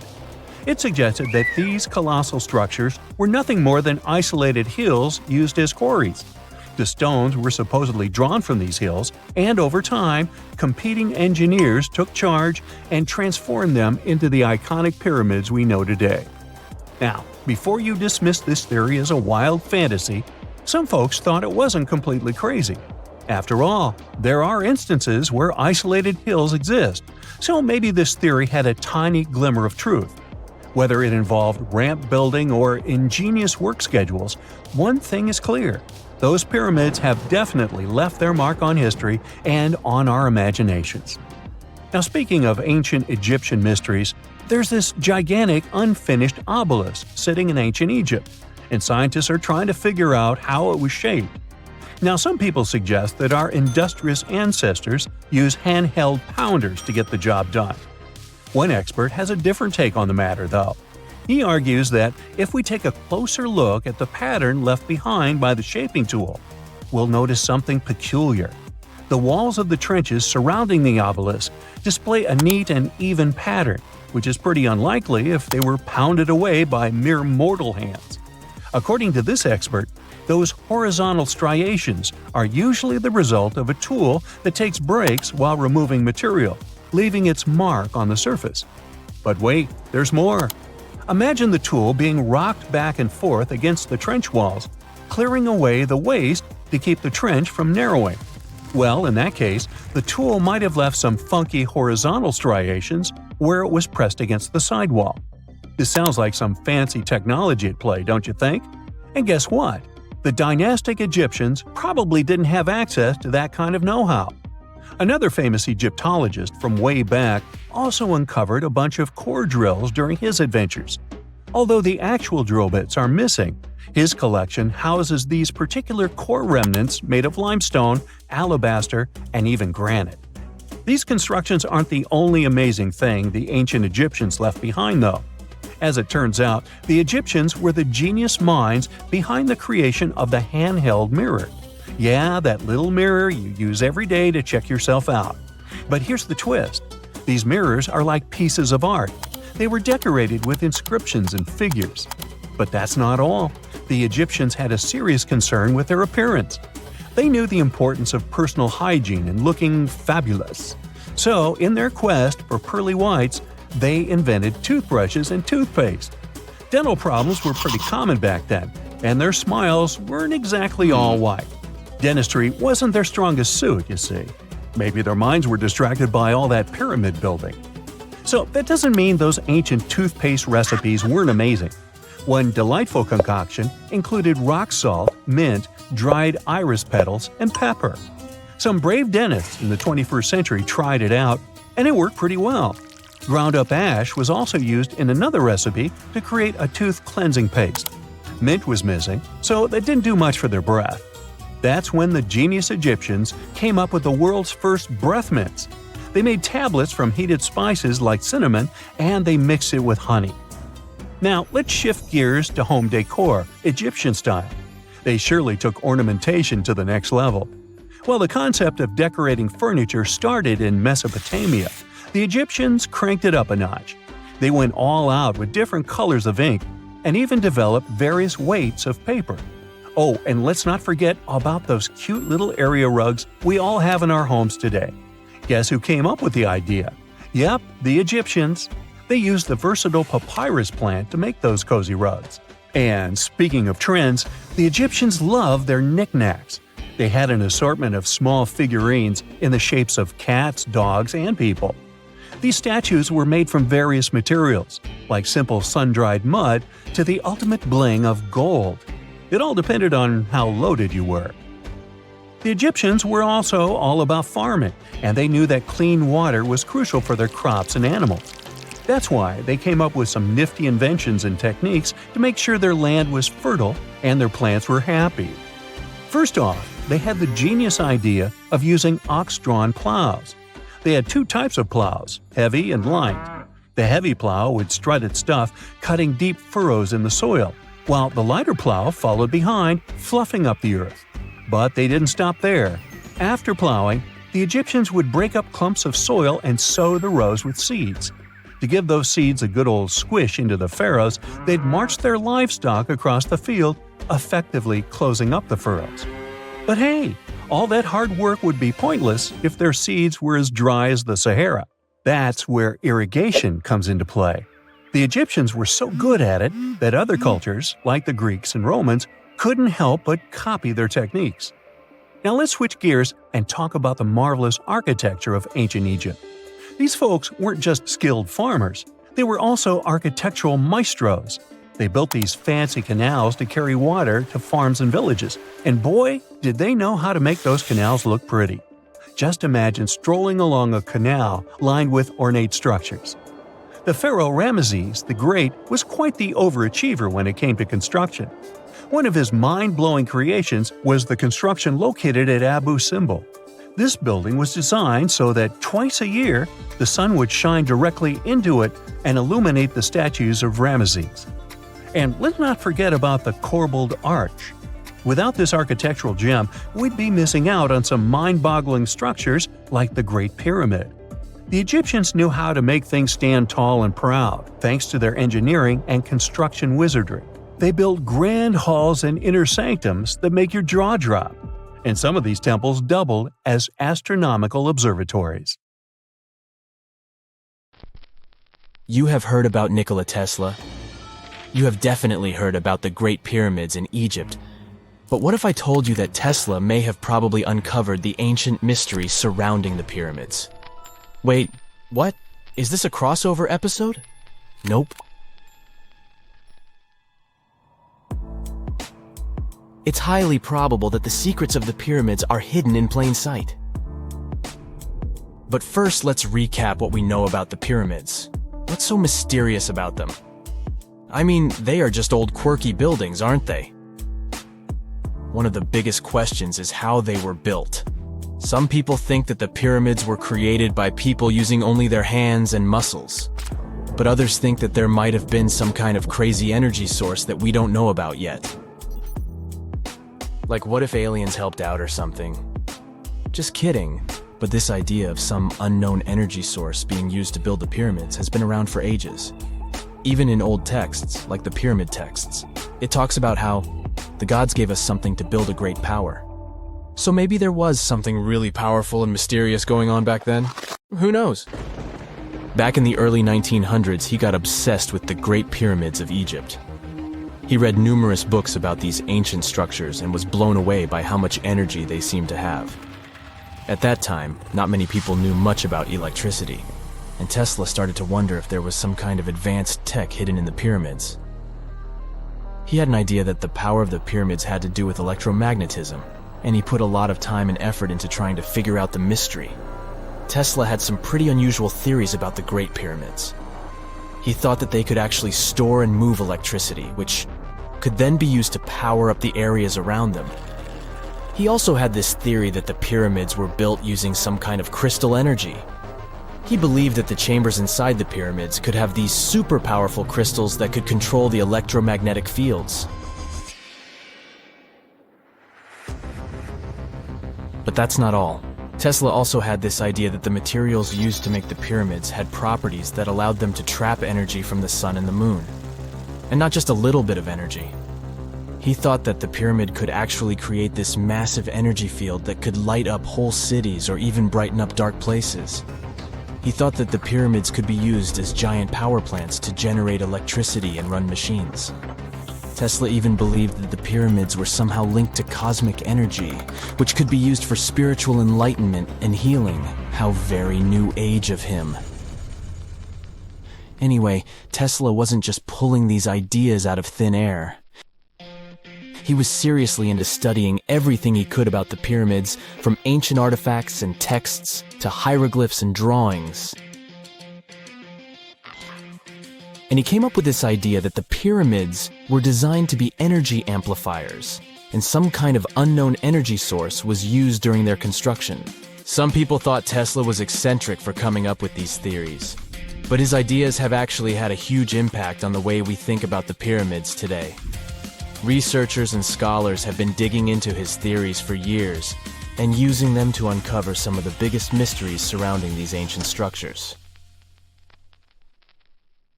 For example, recently scientists have used theoretical physics to investigate how the Great Pyramid of Egypt would react to certain radio waves. They found out that if the radio waves were a certain length, the pyramid could concentrate the energy inside its rooms and focus it under its base. The scientists did lots of calculations to figure this out. They first thought about what radio wavelengths would work best. Then they made a model of how the pyramid would react to the waves. They figured out how much of the energy from the waves would get absorbed or spread out. Lastly, they checked how the energy would move around inside the pyramid when the waves hit it. To help explain all of this, the scientists used something called multipole analysis. This is when you take a complicated object and break it down into simpler parts. Then you can see how each part interacts with the energy that's coming in. It's like taking apart a puzzle to see how each piece fits together. The researchers are interested in how all of this can be used in the future. They want to make really tiny particles that can do the same thing as the pyramid, but with light. By changing the size, shape, and the material of these particles, they can control how the light moves around them. This can be really useful for things like making tiny sensors or super efficient solar cells. The scientists had to make some guesses when they were doing their research. They assumed that there weren't any hidden spaces inside the pyramid, and that the material used to build it was all the same. But even with these guesses, they still made some pretty impressive discoveries. But the pyramid study is not the only proof that Tesla was ahead of his time. There are more Tesla's projects that seemed unrealistic at the time, but that scientists and enthusiasts reevaluate and try to implement today. Let's talk about Tesla's most ambitious project, the Wardenclyffe Transmission Tower. Back in 1900, Tesla was already a big shot when it came to electrical engineering in America. People were blown away by his amazing inventions and the fact that he managed to outdo Thomas Edison in the battle of currents. However, Tesla wasn't content to rest on his laurels. He decided to embark on his most ambitious project yet, the transmission tower at Wardenclyffe. It was built between 1901 and 1905, and it was based on one of Tesla's breakthrough ideas. He had a vision to make the impossible possible by creating a global wireless communication system. It would use Earth itself as a conductor, transmitting music, news, stock market reports, secured military communications, and even facsimile images. Does it sound familiar? Right, it sounds just like the internet that we use today, only without the use of any wires. But Tesla had a much bigger dream in mind, to transmit power wirelessly. He already proved that high-frequency signals could be sent without any wires using his Tesla coil transformers, and this sparked his obsession with wireless energy transmission. His vision was to not only transform the way we communicate, but also to find a way to transfer power currents globally by tapping into the Earth's natural energy.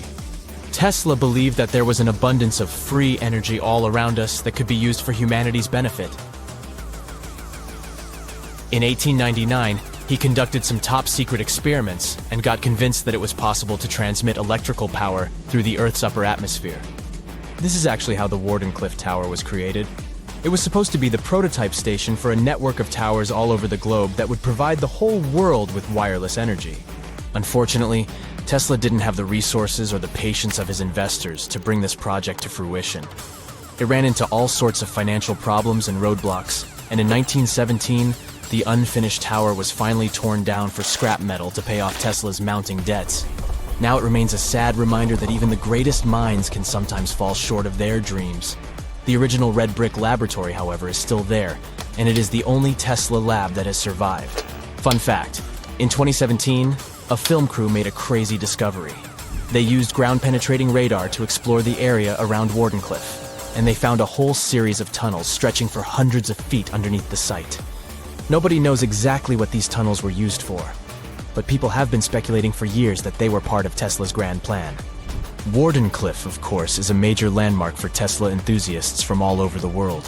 Who knows? Maybe someone will finally crack the mystery of the tunnels one day. But even if they don't, the legacy of Tesla and his amazing ideas lives on. You may think we know the pyramids of Giza. 3 giant pyramids, 1 massive sphinx, and endless desert around them. And then researchers go and find something totally unexpected. Another sphinx buried under the sand. A team of Italian scientists believe this structure could be hidden beneath the Giza Plateau. And they also think the entire area may have a huge underground complex stretching beneath the pyramids themselves. This discovery started with radar scans and satellite images. Researchers studied the layout of the Giza Plateau very carefully. The Great Pyramid, the Pyramid of Khafre, and the Pyramid of Menkaure, and the famous Sphinx. That's when they noticed something strange. The lines connecting the pyramids and the Sphinx seemed to point toward another raised area nearby. That mound is huge, around 108 feet tall. That's the height of a 10-story building. It seems to be made mostly of hardened sand, and it's important. because carving a giant structure into bedrock would be much harder. There's another detail making this theory even more interesting: the famous Dream Stele, a giant stone slab in front of the Great Sphinx, shows not one sphinx, but two. For a long time, people thought that was just symbolic artwork. But what if it shows something real? The idea is that ancient builders created two giant guardian statues, but one of them later disappeared under layers of sand.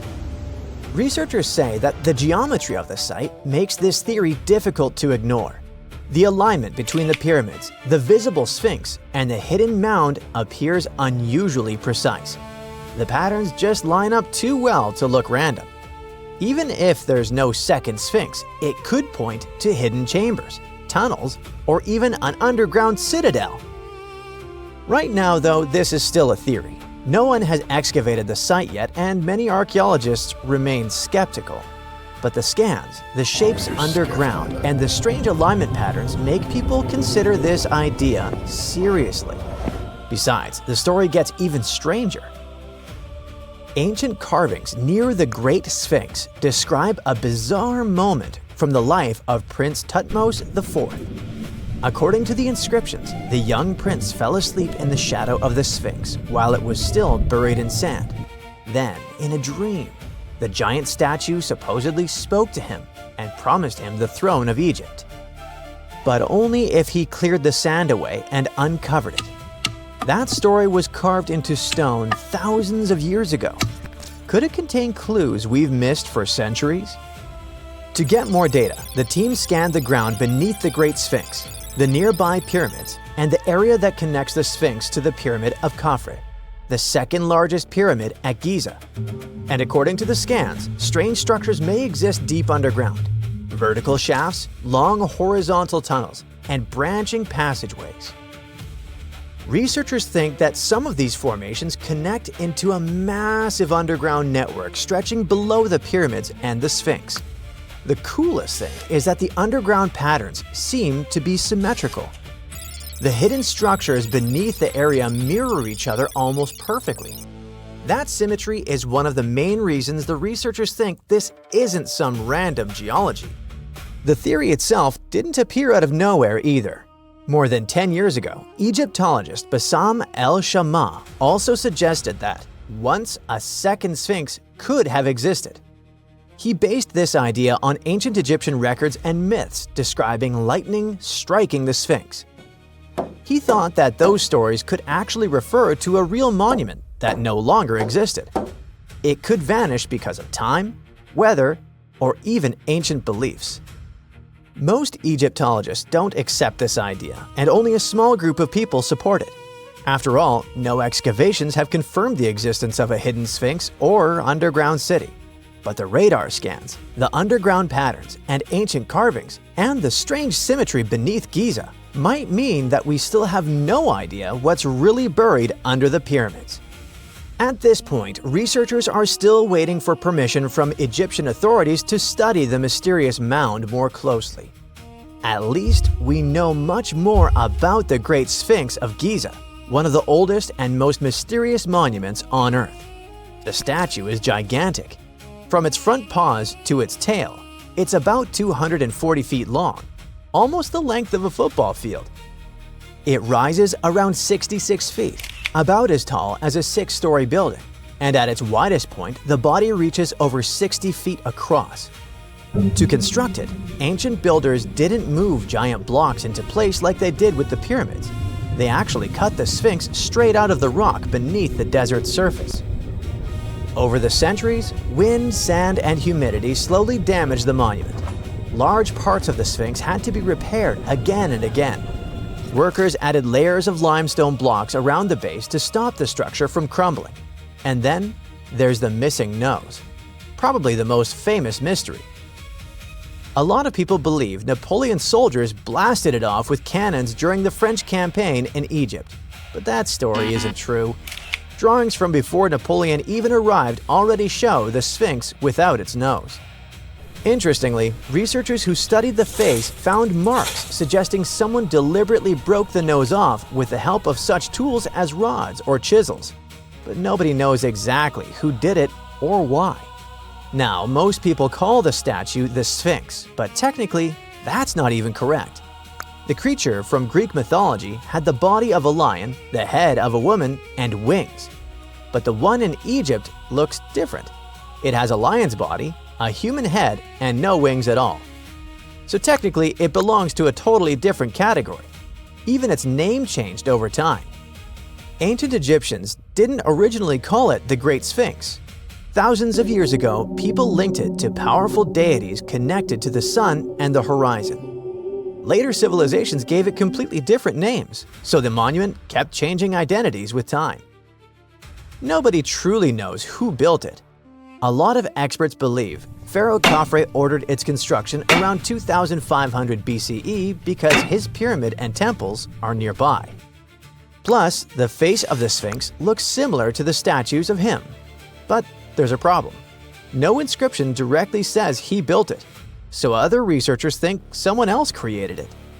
Plus, archaeologists have found something else that makes the story even stranger. Near the Sphinx, they've uncovered abandoned tools, stone blocks, and even unfinished meals left behind by workers. It looked like people suddenly stopped working and walked away in a hurry. The workers themselves weren't starving slaves like many people imagine. Excavations showed they ate high-quality meat, beef, sheep, and goat. That kind of food was expensive in ancient Egypt, so the workers were likely skilled laborers with an important status. The Sphinx also looked completely different back then. Today, it has this faded sandy color, but thousands of years ago, it may have been covered in bright paint. Researchers found traces of red on its face and hints of blue and yellow on its headdress. Sadly, even restoration works may cause damage. During repairs in the early 20th century, parts of the Sphinx's headdress broke off. Later restoration attempts used materials that actually harmed the soft limestone underneath. At one point, a huge chunk crashed off the statue's shoulder. The Sphinx also once had a beard. And today, pieces of that beard are kept in museums in London and Cairo. But even here, researchers argue. Some experts believe the beard belonged to the original statue. Others think people added it centuries later during restoration projects. Despite its terrifying appearance, the Egyptian version of the Sphinx was actually seen as a protector. The evil, dangerous version most people know comes mainly from Greek mythology. Ancient Egyptians viewed their Sphinx very differently. To them, it represented power, protection, and divine authority. It turns out that the Great Pyramid of Giza is even more advanced than we thought. It can handle earthquakes with magnitudes of at least 6.8, and that's a big one. During powerful quakes, while nearby buildings were collapsing to the ground in ruins, the pyramid just absorbed the shaking and stayed standing. Was there a secret mechanism that helped it? More than 4,500 years ago, ancient Egyptians built one of the heaviest structures in human history, the Great Pyramid of Giza. Pharaoh Khufu ordered its construction around 2500 BCE, and it took about 26 years to finish. Workers dragged and stacked more than 2.3 million stone blocks, and some of them weighed several tons each. The finished pyramid was about 480 feet tall. It's just a bit lower than the Ritz Tower in Manhattan, which reaches 541 feet. But that might not even be the most shocking part. The pyramid was likely built to handle earthquakes.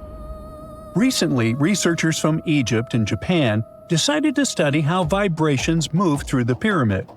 Now, the pyramid is over 4,600 years old, so they didn't want to shake it on purpose and risk damaging it.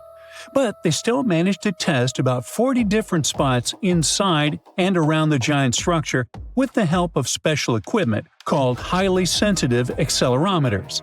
Their tools measured tiny waves moving through stone. Ultimately, it could help them figure out what would happen if the ground started shaking. It turns out that instead of concentrating all the force of vibrations in one place, the pyramid spreads the energy through the structure. In simple words, it behaves like a giant shock absorber. The vibrations weaken while moving through the pyramid, instead of building up and cracking it apart. Egypt has been shaken by earthquakes many times over thousands of years. Some of them were strong enough to wreck entire parts of Cairo. And while some nearby buildings were badly damaged or completely destroyed, the Great Pyramid is still standing. Scientists say that the structure is incredibly balanced. The huge weight is distributed so evenly that the pyramid remains stable even when the ground moves underneath it. The shape helps too.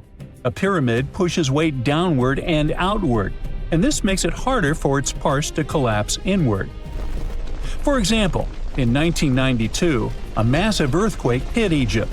It had a magnitude of 5.9, and its epicenter was about 20 miles southwest of Cairo. It damaged or destroyed more than 129,000 buildings. Old tombs near the Valley of the Kings had to be reinforced so they wouldn't collapse. But the Great Pyramid didn't really care, having lost just one stone. One big reason is the pyramid's design. Its base is enormous, more than 755 feet wide. That wide bottom helps spread out force and keeps the structure stable during shaking. The pyramid is also extremely symmetrical. This helps balance pressure from all sides. Plus, underneath, there's solid bedrock that acts like a super strong foundation. Then, there are the blocks themselves.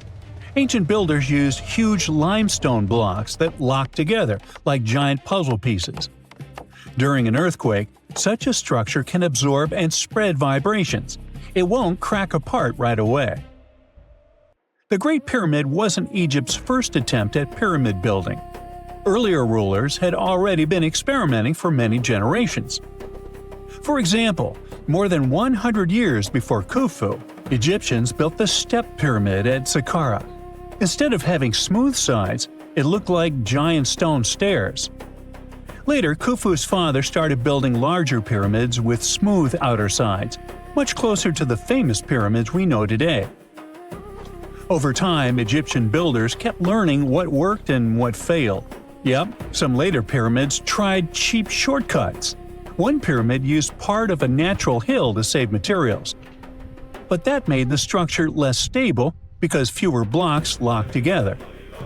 Another pyramid, called the Black Pyramid, was built mostly from mud bricks. True, it was cheaper, but also much weaker. No wonder it aged horribly. Rain and erosion slowly destroyed the structure. Some of those later pyramids eventually collapsed completely. But let's get back to the Great Pyramid and its earthquake survival skills. Scientists actually went inside it and measured its vibrations. They studied places like the King's Chamber, the Queen's Chamber, underground tunnels, and hidden rooms above the King's burial chamber. They found out that the entire pyramid vibrated almost perfectly evenly from one stone block to another. It means that the whole construction moves together as one giant object instead of shaking apart in different directions. And that's the most important thing during an earthquake.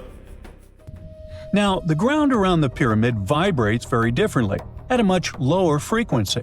So, when the earth shakes, the pyramid doesn't fully sync up with those dangerous vibrations. And that helps reduce the force moving through the structure. Imagine pushing someone on a swing. If your timing matches the swing, it goes higher and higher. But if the timing is off, the movement weakens. The pyramid seems to work the same way with earthquakes. Scientists also discovered something else inside the structure. Above the King's Chamber, there are several small relieving chambers. And no, they aren't bathrooms. Before, many people thought that they only help support the weight of the ceiling. But now, researchers believe that those chambers may also help weaken earthquake vibrations before they reach the most important inner rooms.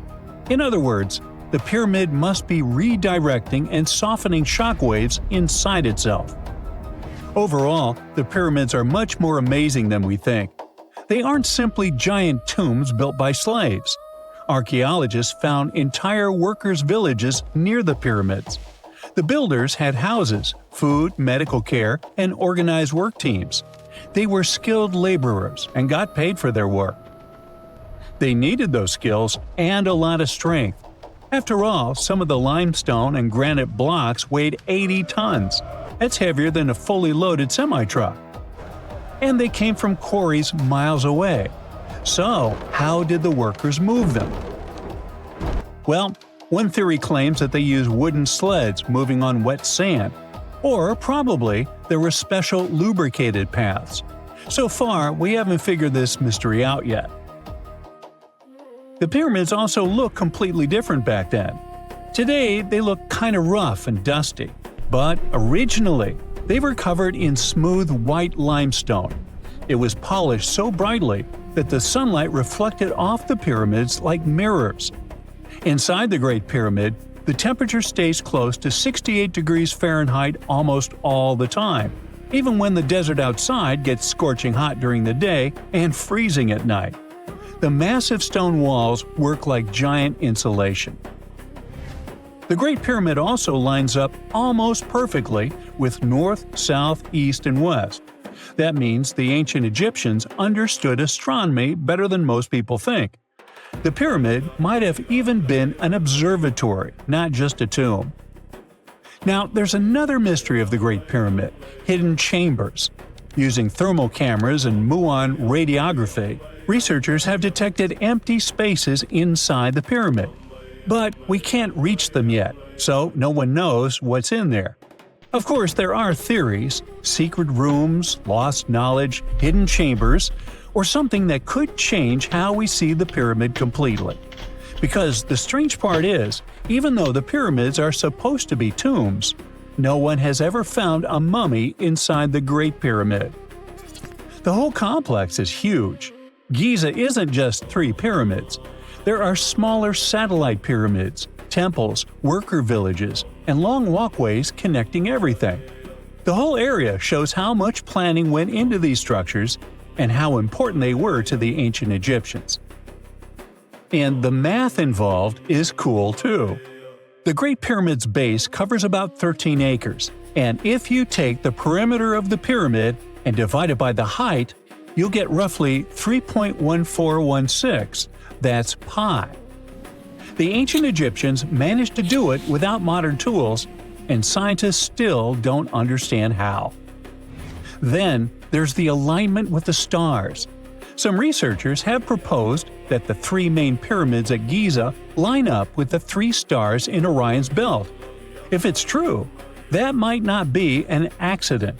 The ancient Egyptians believed that their pharaoh's souls would rise to the sky through that constellation.